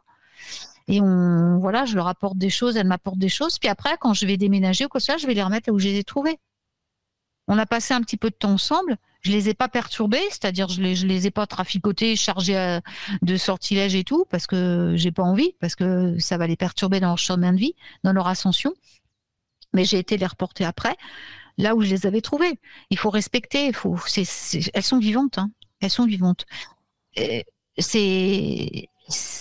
faut le savoir. Et alors, si vous, en tant que magicien, vous comprenez pas ça, faut arrêter tout de suite la magie. Hein. C'est pas votre chemin. Hein. Franchement, faut arrêter de tripoter tout ça, toutes les pauvres pierres, quoi, les pauvres cristaux. C'est pour ça que la lithothérapie, je suis pour et je suis contre, moi. Oui, en fait, c'est comme tout, il suffit d'être en harmonie. Il ne faut pas abuser. Voilà, c'est ça. Il faut entendre ce que la nature a à nous dire. Oui. Il faut l'entendre et puis il faut comprendre. Et ça nous vient de nos ancêtres et c'est dommage parce que c'est l'industrie qui a fait perdre tout ça aux hommes. Hein. Mais tout est vivant. Tout est vivant. Vous êtes un être vivant. Donc, imaginez-vous à la place, quand vous avez un enfant, vous êtes parent, vous avez un animal de compagnie pour ceux qui n'ont pas la chance d'avoir des enfants. Bon, il se fait mal. Vous vous mettez à sa place. Vous faites quelque chose pour qu'il ne soit jamais blessé, votre enfant. Vous voyez ce que je veux dire? Vous voulez pas qu'il ait mal. Vous voulez pas qu'il souffre. Vous voulez pas qu'on lui fasse du mal. OK? T'es d'accord, Alina? Ah bah oui, tout à fait. Hein. Oui, je t'entendais plus. Je disais, j'ai encore perdu le... Non, t'inquiète pas. Donc, je veux dire, pourquoi faire ça aux pierres? Pourquoi leur faire ça aux pierres? Pourquoi leur faire ça aux plantes? Pourquoi les cueillir n'importe comment, n'importe quand? Pourquoi aller aux pierres prendre C'est les enfants de la terre, comme vous. Pourquoi aller les prendre comme le font, les polir, Imaginez quelqu'un qui vous frotterait la peau jusqu'à ce que vous imaginez la souffrance. Vous croyez que les pierres, elles ressentent pas ça? C'est du manque d'amour, tout simplement. Et dans les vieilles traditions sorcières, magiciennes, on faisait pas ça. Hein. On avait conscience de ça parce que ils ressentaient tout ça. Mais l'industrialisation, la civilisation moderne a fait perdre ce contact aux humains. Et c'est pendant les sabbats, c'est pour ça que Gerber, il n'a pas fait que des conneries. Bon, il a assaisonné beaucoup de choses à son goût, hein, bon. Mais il a quand même ramené ces vieilles traditions qui sont super parce que ça permet aux gens, quelque part, de faire l'effort au moins 8 jours par an, au moins un petit peu plus, à ce qui se passe autour d'eux, à leur environnement et à ce que ressentent leurs frères et sœurs. Les Amérindiens, mais eux, ils savent ça, ils savaient ça. Ils n'allaient jamais aller prendre une pierre et lui... Jamais, mon Dieu, jamais. C'était leurs frères et sœurs. Et les animaux, les plantes sont nos frères et sœurs. Ils sont vivants comme nous. Ils n'ascensionnent pas comme nous. Ils n'ont pas la capacité de créer la matérialisation comme l'humain l'a. Mais ils sont vivants. Et nous avons commencé notre cycle d'incarnation en étant une pierre. Donc, il faut comprendre qu'on est passé par là. Et que je pense que quand on était sous cette forme de pierre, donc ça remonte à des millions d'années, peut-être pas sur cette planète d'ailleurs, mais on n'aurait pas aimé qu'on nous prenne et puis voilà.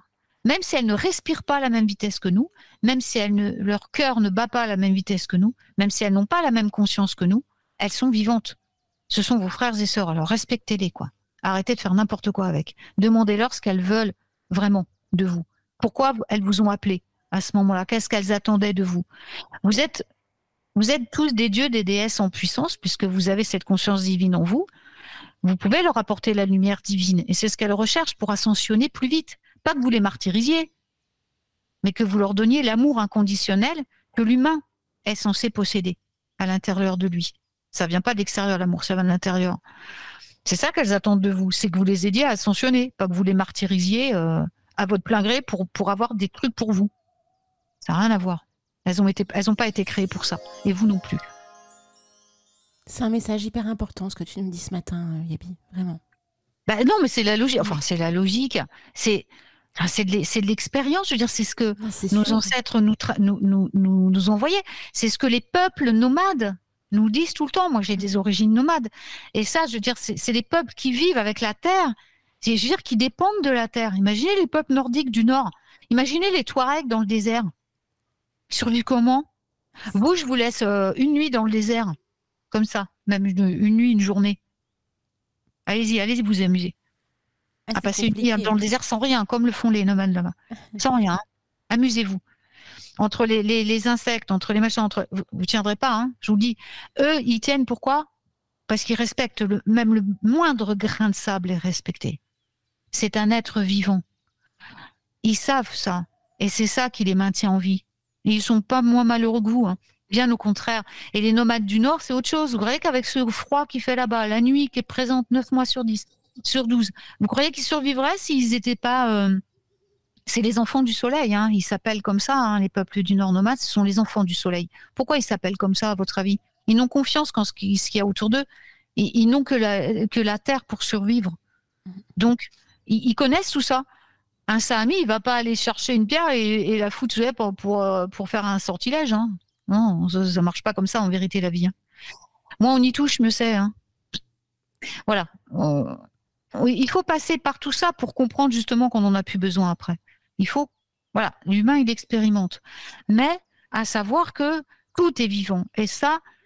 voilà, le problème c'est que les gens d'ici, de France, de machin, d'Angleterre, tout, les civilisations modernes de maintenant sont coupées de tout ça. Parce qu'ils ont tout. Et ils n'ont pas encore assez puisqu'ils trafiquent tout pour avoir plus. Ça leur suffit même pas. Donc ils seront jamais heureux en fait. C'est clair, hein. Donc voilà, donc justement ces sabbats, ils sont là pour nous rappeler l'essentiel. Pour nous rappeler qu'on est là pour une bonne cause, c'est l'ascension. Et qu'on n'est pas tout seul sur Terre, que tout contribue à notre ascension. Là, si on n'est pas à l'écoute de Terre-Mère, enfin, pas pour la sauver elle, hein, pour sauver l'espèce humaine, hein, et les animaux, ils sauront très bien se débrouiller. Eux, ils savent s'adapter. L'humain, il sait plus s'adapter. Voilà, je suis sûre que les 3/4 des gens qui écoutent aujourd'hui, je les mets en forêt, ils sauront même pas comment s'alimenter. Hein. C'est clair, ils sauront pas quoi ramasser, ni comment on dit quelle partie de la plante faut manger pour rester en vie. Moi, je le sais. Voilà. Alors, c'est tout. C'est ça la sorcellerie. C'est ça la vraie magie. C'est connaître ce qu'est la vie, vraiment, et transmettre aux autres pour qu'ils comprennent à quel point chaque brin d'herbe est important. Chaque pierre est importante. Parce que les uns sans les autres, on ne peut pas vivre. On ne peut pas survivre les uns sans les autres. C'est impossible. On a tous besoin les uns des autres, mais pas qu'au niveau humain. On a besoin d'apprendre de la nature. On a besoin d'apprendre des animaux. On a besoin d'apprendre des... Moi, je le sais quand il y a un mauvais temps qui se prépare parce que les oiseaux se comportent pas pareil. Ils ont un comportement qui change. Parce que j'observe les oiseaux. C'est comme ça, je sais qu'on va y avoir une grosse pluie, sans même, je regarde pas la météo, de toute façon, ils se gourent tout le temps. Par contre, la nature, elle se trompe pas. Il y a certaines fleurs qui vont se refermer. Les oiseaux se comportent différemment. Le ciel aussi, il change. Il y a plein de choses. Mais ça, non, les gens regardent la météo maintenant. Ce qui sert à rien parce que tu regardes du ciel et ils disent pas la même chose. Donc c'est ça qu'il faut repenser. Il faut repenser autrement. Je veux dire, là, on n'a plus le choix parce qu'on est rentré dans une période qui est très grave. Je ne sais pas s'ils vont se rendre compte, hein. Mais c'est très grave ce qui se passe. La glaciation, elle a commencé comme ça, hein, il y a des centaines d'années. Hein. Donc, il faut quand même faire gaffe. C'est vraiment pas drôle ce qui se passe. Et on va devoir, pour apprendre à nos enfants et aux futures générations, on va devoir apprendre à observer. Les petits qui naissent maintenant, ils sont incarnés, ils savent quoi faire. Hein, voilà. Mais nous, quoique pas tous, mais les vieilles âmes. Mais bon, c'est à nous aussi de leur préparer cet avenir, de les... s'ils nous disent maman faut pas faire ça, écoutez-les. N'allez pas leur dire non, n'allez pas les réadapter aux anciennes manières parce que ça a plus cours maintenant. Là, il est urgent de s'adapter aux nouvelles choses. Et les enfants qui s'incarnent maintenant savent tout ça.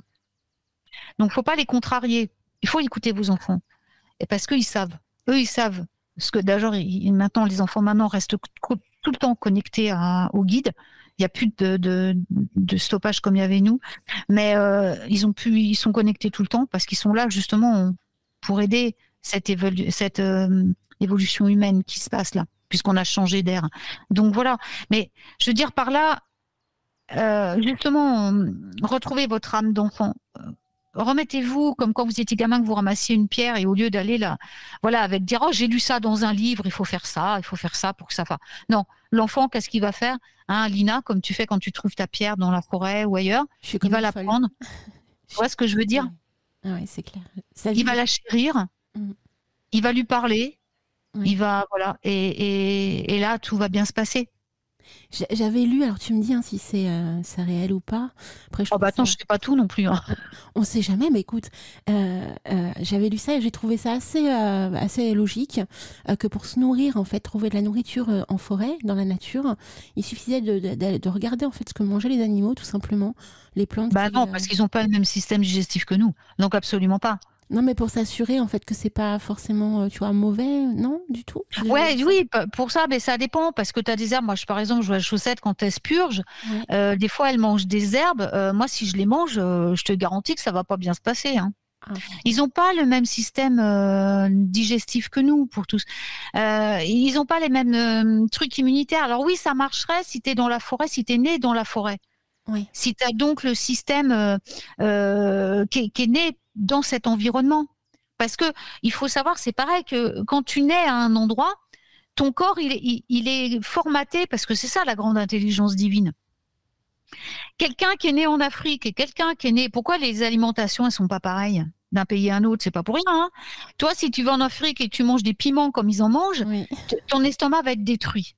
Mais c'est la destruction au bout de... Mais c'est normal, parce que nous, notre corps, il a été formaté pour naître dans la région où tu vis. C'est comme les plantes. Pourquoi les huiles essentielles doivent être chémotypées? Parce qu'une plante que tu récoltes, elle doit être ramassée dans l'endroit exact où elle croît, où elle est née, parce que sinon, elle n'aura pas les mêmes propriétés. C'est tout à fait normal. Et toi, si tu nais dans le Val d'Oise, et qu'on te transporte en Afrique, qu'est-ce qui va se passer si t'es pas vacciné, c'est pas machin? Tu vas crever, hein. Excuse-moi d'être vieux, mais tu vas crever, quoi. Ouais, tu vas Parce pas que s'en c'est sortir. pas ta terre de naissance, c'est pas ta terre de naissance. T'as pas été formaté pour ça. Pourquoi les peuples qui viennent des autres pays disent oui, il faut qu'ils s'accoutument à nos coutumes? Bah, attendez, vous êtes marrants, vous. Ils n'ont pas le même corps que nous. Ils n'ont pas le même. Je veux dire, pourquoi ils changent pas leur alimentation? Parce que tout simplement, s'ils la changeaient, ils seraient malades. Totalement. Ben oui, leur corps, il est né. Un Touareg qui vit, j'y reviens parce que les peuples nomades, c'est vraiment mon truc, hein, parce que moi, j'ai vraiment des origines nomades. Donc, je veux dire, les Touaregs, qui est un peuple que j'adore vraiment, qui me fascine, et il va pas, tu l'emmènes voir un cousin Sami, il pourra jamais manger ce que mangent les amis, il va être malade à crever, et vice versa. Ils sont obligés et il y a des bactéries qui se trouvent dans les nourritures suivant où tu peux pas te défendre. C'est pour ça qu'existent les vaccins. C'est pour ça qu'ont été créés les vaccins. C'est pas pour rien, hein. C'est pour nous permettre, quand tu voyages, de pas être malade. Donc, imagine, quand t'es pas dans ton environnement d'origine, un humain qui naît dans la forêt, qui grandit dans la forêt, oui, Mowgli, lui, c'est pas un problème, quoi.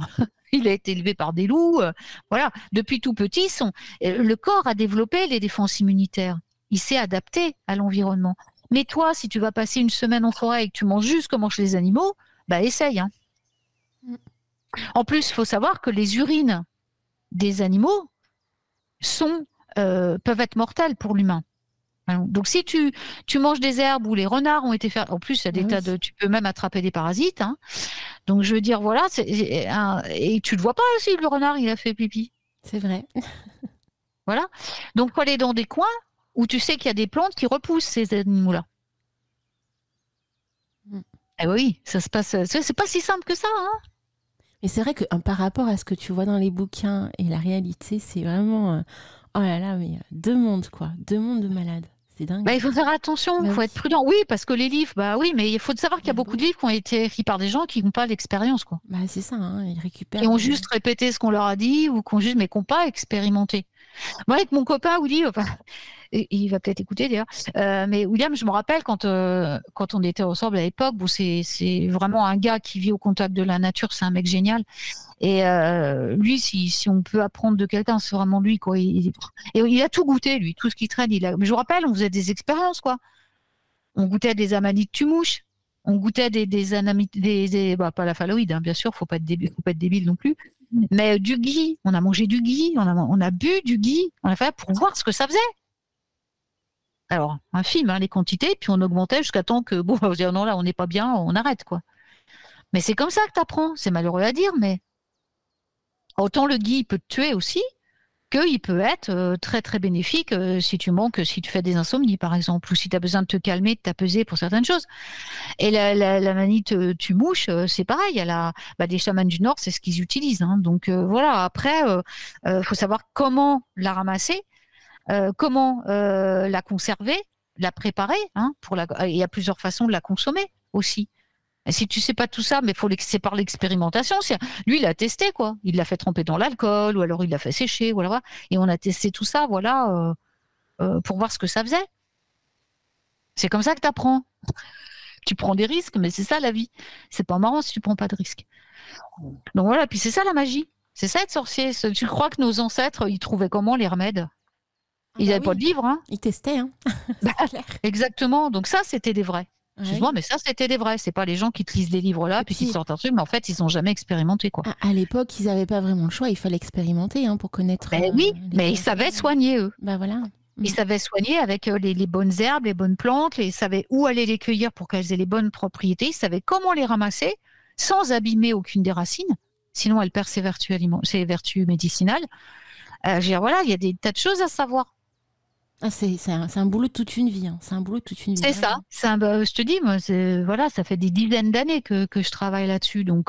C'est pour ça que moi je dis chapeau ceux et celles, hein, qui est vraiment passionnés par les plantes, mais surtout qui connaissaient vraiment les vertus, qui les testaient. Moi je dis chapeau parce que c'est quand même assez intense comme enseignement. Ouais, et puis mais c'est la vie aussi. Ouais. Puis c'est connaître la plante, c'est lui rendre hommage, tu vois. Donc voilà, là je vais en parler un petit peu des plantes, tu vois, pour la Saint-Jean justement, il y en a qui sont privilégiées, tu vois. Par exemple, comment dire, euh, qu'on peut trouver à cette saison, je veux dire, puis qui vont vraiment nous apporter des choses. La lavande, c'est tout simple, la lavande, tu vois. Là, les miennes, elles sont en pleine fleur, tu vois. Donc voilà, c'est la beauté, c'est magique la lavande, c'est tellement beau, tu vois. À l'époque, on brûlait des bouquets de lavande le jour du solstice, enfin à l'époque dans le temps, pour inviter la beauté et l'amour dans la vie. Tu vois, bon, en plus, ça purifiait l'air, ça purifiait la maison, mais c'était aussi pour la beauté et pour l'amour. Tu vois, on la diffusait le soir, on faisait ça le soir.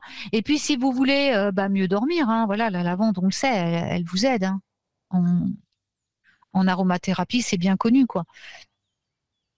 La tournesol aussi, qui est l'incarnation du soleil sous forme de fleurs. Hein.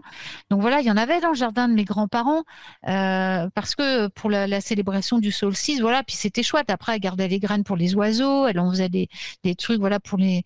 Et ça nourrit beaucoup tout ce qui est pollinisateur, ces fleurs-là. Et puis en plus, ça se replante tout seul, c'est génial. Vous pouvez utiliser les pétales une fois qu'elles commencent à tomber dans des bains qui vont vous relier à l'Ita, même si c'est dans d'autres périodes de l'année. Vous pouvez les faire sécher puis vous les utilisez dans vos bains. Et surtout, on les offrait au dieu du soleil. Il y a le calendula aussi, c'est très puissant. Alors là, j'ai une de mes plantes préférées, c'est une plante de guérison très puissante. Elle a vraiment de grandes propriétés curatives. Le calendula, je travaille beaucoup avec. Là, j'ai commencé mes huiles, à faire mes huiles de calendula avec lesquelles je vais faire les baumes et tout. C'est la base en baume, j'utilise beaucoup de calendula. Voilà, c'est vraiment l'énergie solaire. Donc l'énergie du soleil, c'est la vie. C'est pour ça que je prends beaucoup cette huile-là. Il y a vraiment le soleil à l'intérieur. Et alors, ce qui est marrant, c'est que c'est le soleil, donc c'est mon feu, mais en même temps, elle va protéger de la sécheresse tout ce qui est brûlure du soleil, tout ce qui est maladie de peau. C'est vraiment génial, quoi. Et avec le reste de la fleur, elle amplifie le succès professionnel et elle aide à manifester les rêves aussi. Puis alors là, une de mes plantes médecine aussi que j'adore de cette époque d'année, c'est la camomille. Ça, c'est extraordinaire. C'était vraiment une herbe de la Saint-Jean, la camomille. Hein. Donc, on l'ajoute au bain, au thé, on fait des huiles aussi, j'adore. Elle va apporter la joie, la prospérité, la confiance, et puis toujours la vie, quoi, avec le soleil. Le romarin, qui est une plante que j'adore aussi, j'en ai fait pousser partout. Là. J'en fais pousser partout où je suis, de toute façon, parce que le romarin, c'est vraiment la plante à tout faire, c'est celle qui remplace toutes les autres. C'est une plante universelle. Elle remplit toutes les intentions, que ce soit mentale, physique ou quoi que ce soit. C'est l'intuition, c'est la guérison, c'est l'amour, c'est la protection, la purification, l'abondance. Elle fait tout. Donc, et si vous en avez près de la porte d'entrée, elle protège la maison. Faites-en des couronnes, faites-en des petits balais, voyez, pendant l'Ita, et ça va vous permettre de ramener cette magie pendant toute l'année. Voilà. On emportait les enseignants chez les Romains, tout ça, on partait en Grèce aussi, on portait autour de la tête en couronne pour garder les idées claires et garder la mémoire, voilà. Et puis c'est une plante très très liée au royaume féerique aussi, donc il peut être utilisé pour les invoquer. Et puis bien sûr il y a le millepertuis, hein, ça voilà, qui est connu depuis le Moyen Âge principalement, puisqu'on faisait beaucoup de rituels avec le millepertuis, notamment comme j'en parle dans le conte, hein, dans mon livre, où on brûlait le millepertuis pour bénir la maison devant la porte. Alors, et ça, c'était donc à l'époque de la Saint-Jean, donc pas forcément le jour d'Ita, mais dans le jour jusqu'au 24. Et donc, c'était une plante, c'est une plante vraiment associée au solstice d'été. Donc on peut l'associer aux festivités, bien sûr, mais c'était une grande protection. On pensait dans le temps qu'elle était vraiment utilisée comme moyen de protection contre le mal tel qu'il soit, y compris contre la mauvaise magie des fées et des humains. Et donc on le gardait, on le faisait sécher, on le gardait dans la poche, on l'accrochait au-dessus des portes, dans les écuries, dans les là où comme on dit, les étables, il y en avait beaucoup de suspendus parce que c'était vraiment censé éloigner tout ce qui était mauvais, quoi. Puis il y a la mélisse aussi, qui est vraiment associée. J'adore la mélisse. Je vous parle vraiment de mes plantes préférées aussi. Vraiment, la mélisse, c'est une plante que j'adore et qui est très calmante, très apaisante. Elle porte le nom de la déesse des abeilles, hein, donc elle est très liée au soleil et à l'été. Puis il y a le sureau, hein. Alors là, le sureau qui est en pleine fleur en ce moment. Le sureau, c'est vraiment, je me rappelle, il y en avait un immense dans le jardin, juste derrière la maison de mes grands-parents, qui avait été planté par les aïeux de ma grand-mère, qui avait habité cette maison depuis très très longtemps. Et c'était une ancêtre sorcière qui l'avait planté. Et il était toujours là. Et ma grand-mère, je veux dire, personne n'avait intérêt à même cueillir une seule fleur de ce sureau sans avoir demandé à Mère Sureau si elle était d'accord. Et elle voulait absolument pas qu'on y touche. Il y avait un pacte vraiment passé entre Mère Sureau et les femmes de la famille. Mais les autres n'avaient pas le droit d'y toucher, quoi. Et je me rappelle il y avait eu une personne qui était venue aider mon grand-père à désherber un peu. À un moment, il avait été malade, grand-père, il n'avait pas pu faire tout seul. Après, donc il y a eu beaucoup d'herbes qui avaient envahi le jardin. Et cette personne avait voulu s'en prendre au sureau parce que dans le temps, c'était un arbre, on disait justement un sorcier aux sorcières et qui censait, beaucoup de gens justement n'aimaient pas le sureau. Ils l'appelaient l'arbre aux sorcières. Donc ils voulaient le couper. La colère de ma grand-mère, je vous explique même pas, quand elle lui a mis le grappin dessus, ça a été quelque chose, hein. Donc, son sureau, c'était son sureau. Donc oui, c'est une plante magique. Et on pensait que, enfin, d'après mes aïeux, je veux dire que vraiment l'âme de Mère Sureau est vivante, qu'elle vit dans l'arbre sureau. Et donc, et dans les pays celtes, et vraiment, on ne coupe jamais un sureau, quoi. On ne coupe même pas une branche de sureau. On ramasse si c'est tombé, mais voilà.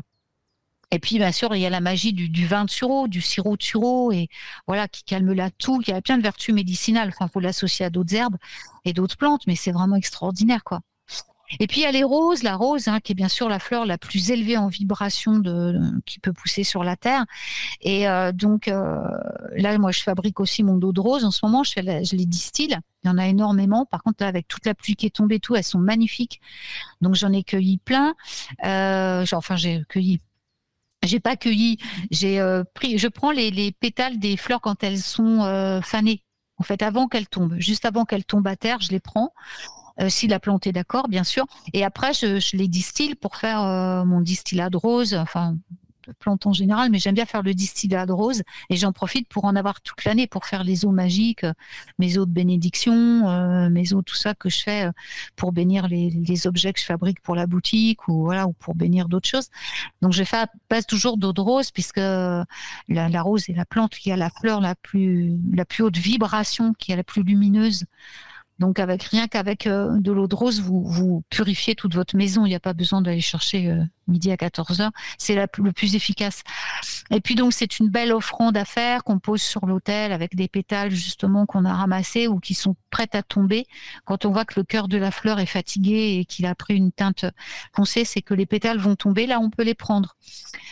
Et puis, il y a le thym, bien sûr, qui est ancestralement associé au royaume féerique, et qui est aussi une herbe du solstice d'été parce qu'il est extrêmement polyvalent, hein.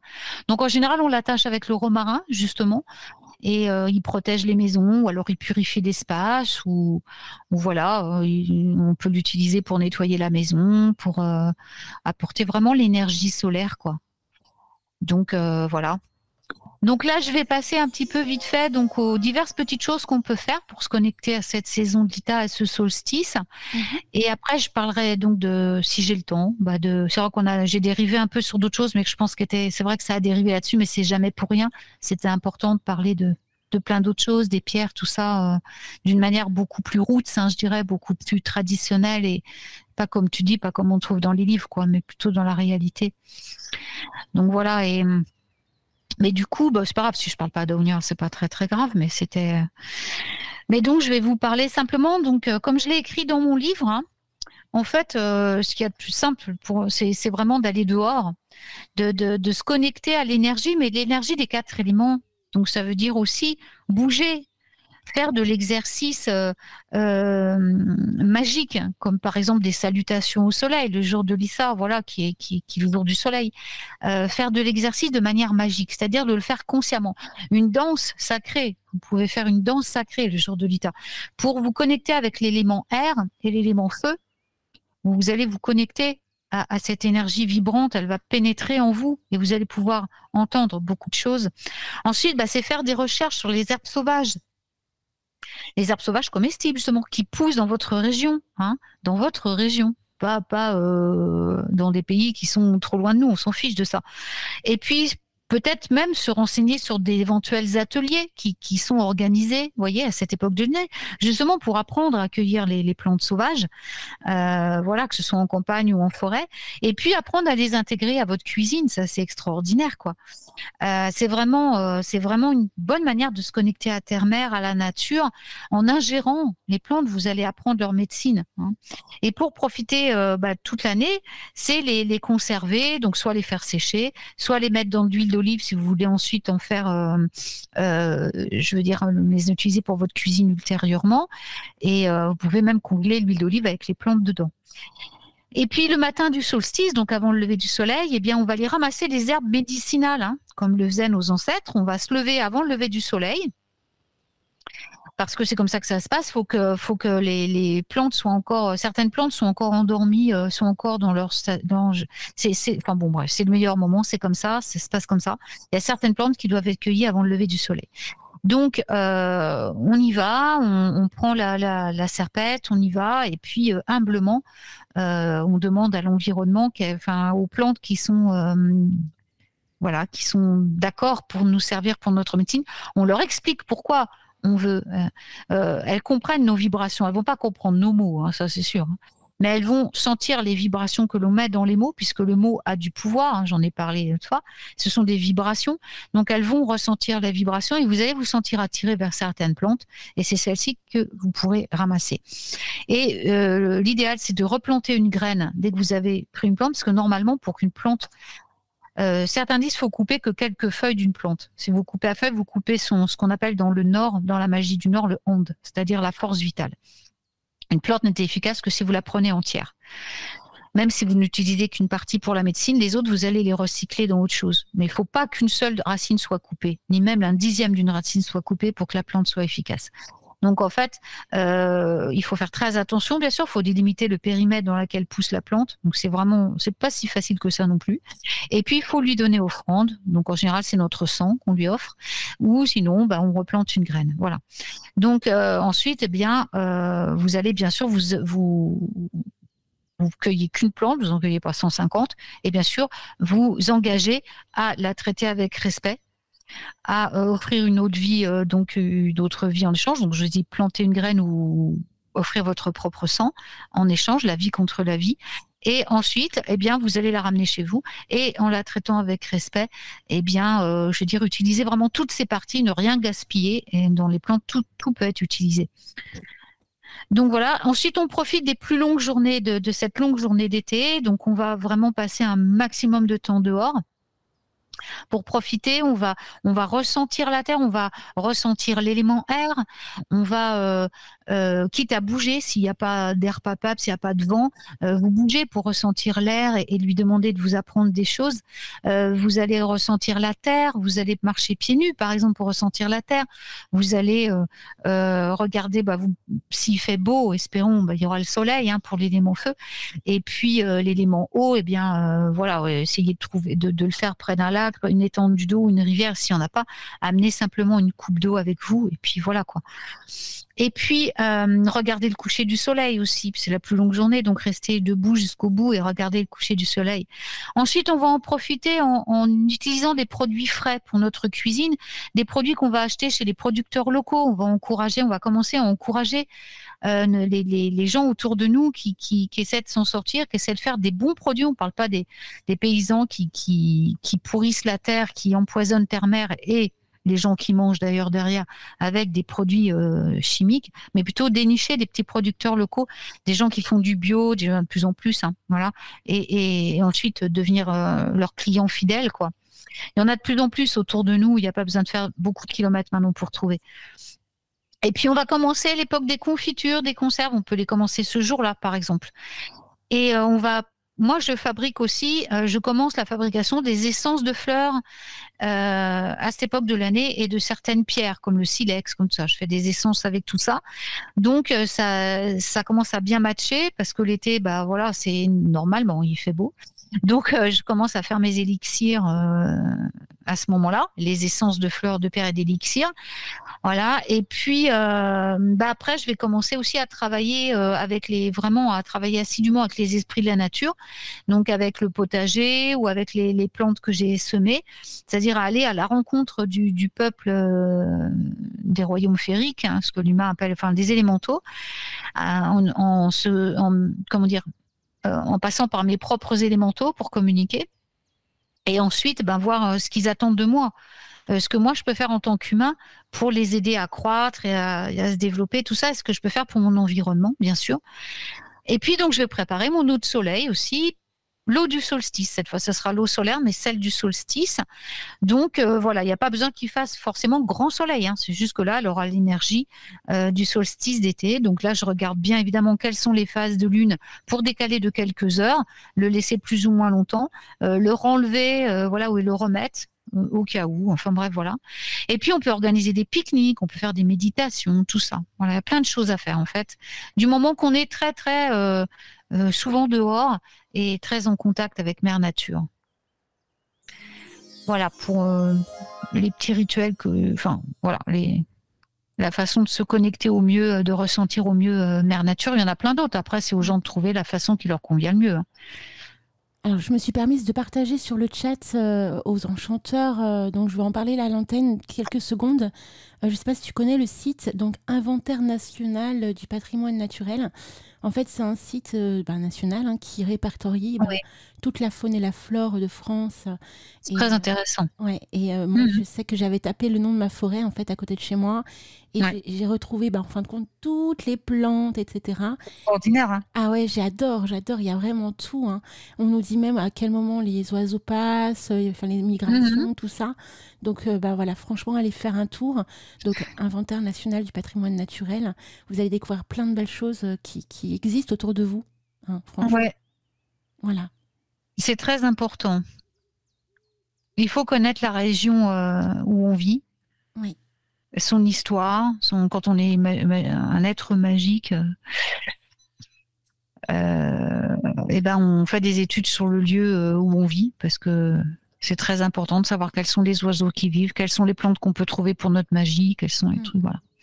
Si on nous a placés à cet endroit, c'est qu'on avait un rôle à jouer à cet endroit-là. Donc il faut utiliser ce qu'on a sous la main.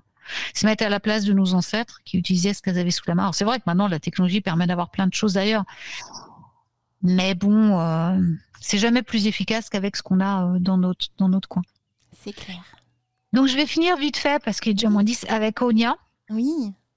Donc Onia, c'est la déesse celtique de l'amour et de l'été. Enfin, c'est une déesse irlandaise.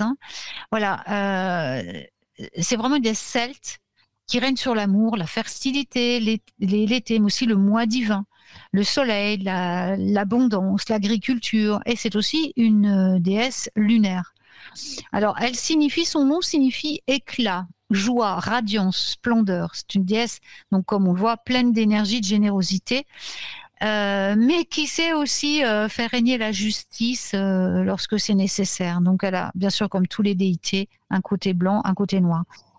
Donc, comme beaucoup de divinités, donc elle est connue sous de nombreux noms, et son histoire, elle a été, connue à travers de nombreux récits mythologiques. C'est donc la reine des fées du Munster. C'est un comté en Irlande, le Munster, et sa résidence, on dit, se trouve à Knock Onia, et le Munster est une province du comté de Knockkiney. Je vous le prononce, mais enfin bon, ça s'écrit Knockkai. Je fais gaffe avec ma dyslexie parce que je mélange tout, ouais. Et c'est ce comté qui a donné le nom de la déesse. Et ça se trouve dans le sud-ouest de l'Irlande. Donc, sa colline, c'est une colline féerique, Knock Onia, qui est sacrée. Alors, c'est également une déesse de la terre et une déesse de l'eau. Et dans certains mythes, elle est rapprochée de la Dame du Lac. Alors, Onia, elle est toujours représentée très solaire, bien que ce soit une déesse lunaire aussi. Donc avec, plutôt, elle est toujours habillée en jaune. On la représente avec des vêtements jaunes, plutôt de longs cheveux, soit blonds, soit tirant sur le roux. Mais par contre, elle a toujours un clin d'œil au ciel nocturne. Et souvent, elle a des étoiles dans les cheveux ou des bandeaux avec des étoiles.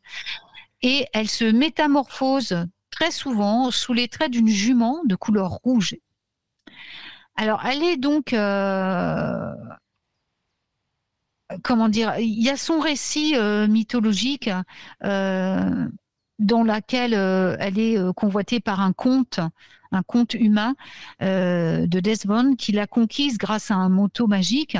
Dans d'autres, on raconte qu'il l'a forcée, qu'en retour, elle lui a mordu l'oreille pour qu'il ne puisse plus conserver son pouvoir. Pourquoi ? Parce que chez les Celtes, chez les chefs celtes, devaient être physiquement parfaits. S'il leur manquait un petit doigt ou s'il leur manquait un truc, c'était fini. Ils ne pouvaient plus commander. Donc, elle lui a enlevé son pouvoir comme ça. Donc, il y a eu d'autres versions, mais enfin bon. Et même dans certaines versions de son histoire, il donnerait naissance à un fils qui va devenir magicien. Et dans certains mythes, ils disent que c'est Merlin. Bon, ce qui n'est pas vrai, hein, mais bon. C'est toujours les mythes rapportés par les humains. On ne sait jamais ce qui est vrai ou tout. Donc, quoi qu'il en soit, elle est associée au dieu de la mer, donc Manannán Máchir, sous une forme ou une autre. Et certains récits anciens disent qu'elle est sa fille ou d'autres disent que c'est son épouse. Et elle serait dans un troisième récit sa fille adoptive. Voilà. Mais de toute façon, elle est liée avec Manannán, ça c'est sûr et certain. Et c'est de là que lui vient son lien avec l'eau. Et elle est bien sûr une ancêtre divine des clans irlandais, puisque chez les Celtes comme chez les Nordiques, nos dieux sont mortels et donc nous sommes leurs descendants. Donc c'est une ancêtre divine des Irlandais. Et si on part du fait qu'elle a été fréquentée par le comte Desmond et s'ils ont eu une lignée, eh ben les Fitzgerald seraient les ancêtres directs de le clan des Fitzgerald et les descendants directs d'Aonia. Donc, d'autre part, il y a des clans de la dynastie Eona. Oh, c'est super difficile à dire. Attendez. Oganartha. Alors, ça se prononce pas comme ça en plus, parce que le A se prononce pas A en gaélique irlandais. Mais enfin, bon, bref, c'est un nom à coucher dehors. Et donc, il y en a qui revendiquent. Enfin, bref, ils s'arrachent quelque part. Tous les clans l'Irlande s'arrachent la belle déesse Sonia comme ancêtre. C'est comme un peu dans les clans écossais. Hein, voilà. Alors, Onia, elle apprend à ses enfants humains à s'aimer les uns les autres et à exprimer l'amour inconditionnel, puisque c'est la déesse de l'amour. Elle enseigne aussi la souveraineté, et puis elle règne sur la terre, la mer et le ciel, c'est-à-dire le triskel. Hein, voilà. Elle est associée au soleil et à la lune, à la fertilité, à l'amour, à la sexualité aussi, mais aussi à l'agriculture, au bétail, à l'abondance, la prospérité, la chance, à l'été, à la richesse, à la guérison. C'est une déesse guérisseuse aussi, à l'eau et à l'air. Donc, elle est assez insaisissable, comme tous les êtres du peuple féerique. Donc, mais par contre, elle aime beaucoup les gens de la terre. Les gens qui s'occupent de la terre, elle les privilégie. Les femmes aussi, c'est une déesse pour les femmes. Les amoureux, les mères, les mamans, les musiciens, les magiciens et les guérisseurs. Et il existe de nombreuses façons, bien sûr, de travailler avec cette déesse. Voilà. Donc, on peut l'honorer donc pendant le sabbat de l'Ita, bien sûr. On va donc l'invoquer pour la fertilité et la sensualité pendant cette fête. Elle a le pouvoir d'attirer à nous un partenaire, tout autant qu'elle a le pouvoir de causer des ennuis à quelqu'un qui vous a fait du mal. Alors ça, c'est pas recommandé, bien sûr, de travailler ni avec cet aspect ni avec l'autre, puisqu'on sait très bien de toute façon, tant que vous aimerez pas, le véritable amour, il n'arrivera pas. Donc ça sert à rien de manipuler les énergies pour rien. Ça risque vraiment de vous occasionner beaucoup plus de problèmes pour l'autre. Mais dans ces cas-là, vous pouvez lui confier vos peines de cœur, qu'elles soient juste parce que vous manquez d'un amoureux, que vous en avez un qui vous maltraite, et vous la laissez s'occuper de tout. Vous faites rien. Vous laissez les guides s'occuper. Vous faites qu'accueillir ce qui va venir. Voilà. Et on l'appelle l'amante des fées dans certains mythes. Parce qu'elle prenait beaucoup d'amants humains apparemment, et elle les inspirait en échange de leur amour et de leur dévotion. Donc c'était presque une relation vampirique, hein, quelque part. Mais de toute façon, avec les dieux, on n'a rien sans rien, faut donner. Si vous donnez pas, ils demandent toujours, contrairement aux anges, quoi. Les anges vont rien vous demander en retour, mais les dieux, ils vont vous demander. Donc le fait d'avoir aussi un hôtel dédié à Onia va lui donner une porte d'entrée dans votre monde. On peut y ajouter des fers à cheval, des figurines de chevaux, des cygnes aussi, des lapins, elle aime beaucoup, la carte de tarot représentant la lune ou le magicien, ou alors une représentation de harpe. Et que faire comme offrande? Eh bien, elle aime la musique. Donc, jouer de la musique. Elle aime le miel, la lavande. Comme c'est une déesse des femmes, eh bien, le sang menstruel est aussi une bonne offrande à lui faire. Mais elle aime aussi les céréales parce que c'est une déesse qui marque l'été et les récoltes aussi, hein. Donc voilà, c'est l'abondance, hein. Et puis, elle est la souveraine du bétail, de l'intendance des animaux. Et plus vous allez bien vous occuper des animaux, plus vous aurez des faveurs de la part d'Onia. Mais principalement en ce qui concerne le bétail. Elle préfère de loin les bovins et les chevaux. Et puis donc, faire des rituels, quand vous faites vos rituels lunaires, eh bien, ayez toujours une petite pensée par Onia, qui est quand même une reine des fées et qui est vraiment très importante dans le panthéon celtique, et qui est donc c'est aussi une triple déesse, hein, mais elle a beaucoup plus l'aspect mère de la triple déesse. Mais elle fait également partie de cette triple déesse avec ses sœurs, Fen et Graun, qui incarnent l'une la jeune fille et l'autre l'aïeule. Et donc, Onia se tient au milieu. Mais aux trois, elles forment la triple déesse. Et puis, c'est une déesse qui manifestera beaucoup vos vœux. La manifestation, si vous honorez votre part d'humanité, c'est-à-dire la création, l'être humain s'est créé. Donc voilà, dans le bon sens, en honorant tout ce qui est vivant et en respectant vos frères et sœurs vivants, eh bien, elle vous apportera même un grand confort matériel. Et puis, c'est une déesse de l'eau et de l'air, donc on va travailler avec beaucoup plus pour comprendre ces deux éléments. Et elle nous connecte aussi énormément à la magie féerique. Voilà. Et puis, si vous allez en Irlande, allez visiter donc cette colline, hein, dans le comté du Munster et dans la région du Munster, pardon. Et puis tout le monde la connaît là-bas. Donc, vous demandez juste la colline de Onia et tout le monde vous dira où elle est. Voilà, j'ai fait vraiment très vite, j'ai abrégé parce qu'il est midi et je veux pas dépasser. Donc voilà, ce sera tout pour aujourd'hui en ce qui me concerne. Mais en tout cas, c'était passionnant, ma petite Yabi, j'ai adoré. C'est pareil pour les enchanteurs, on était à tout oui, on t'écoutait, c'était vraiment bien. Et c'est vrai que c'est important de parler Lita, voilà quoi, c'est important. Bah ouais, je me dis ça va peut-être amener un peu de soleil pour les gens qui ont du mal à vivre cette période de pluie. Voilà, ça apporte toujours avoir le soleil dans son cœur et dans sa tête. Oui. On est toujours connecté à l'élément feu, hein, donc il suffit de travailler avec nos élémentaux du feu et puis voilà, ça revient. Et on te retrouve donc jeudi soir, hein, parce que le jeudi soir c'est la nouvelle lune. Ouais. Et donc à chaque nouvelle lune on fait des émissions, les amis, donc je sais pas si vous êtes au courant, entre 21h et 23h, donc ce sont des émissions enregistrées bien sûr, parce qu'on peut pas être en direct avec vous, mais tu proposes de jolies choses aussi avec Lunaya pour cette merveilleuse émission. Donc on a aussi de jolies pépites pour jeudi soir. Ça promet.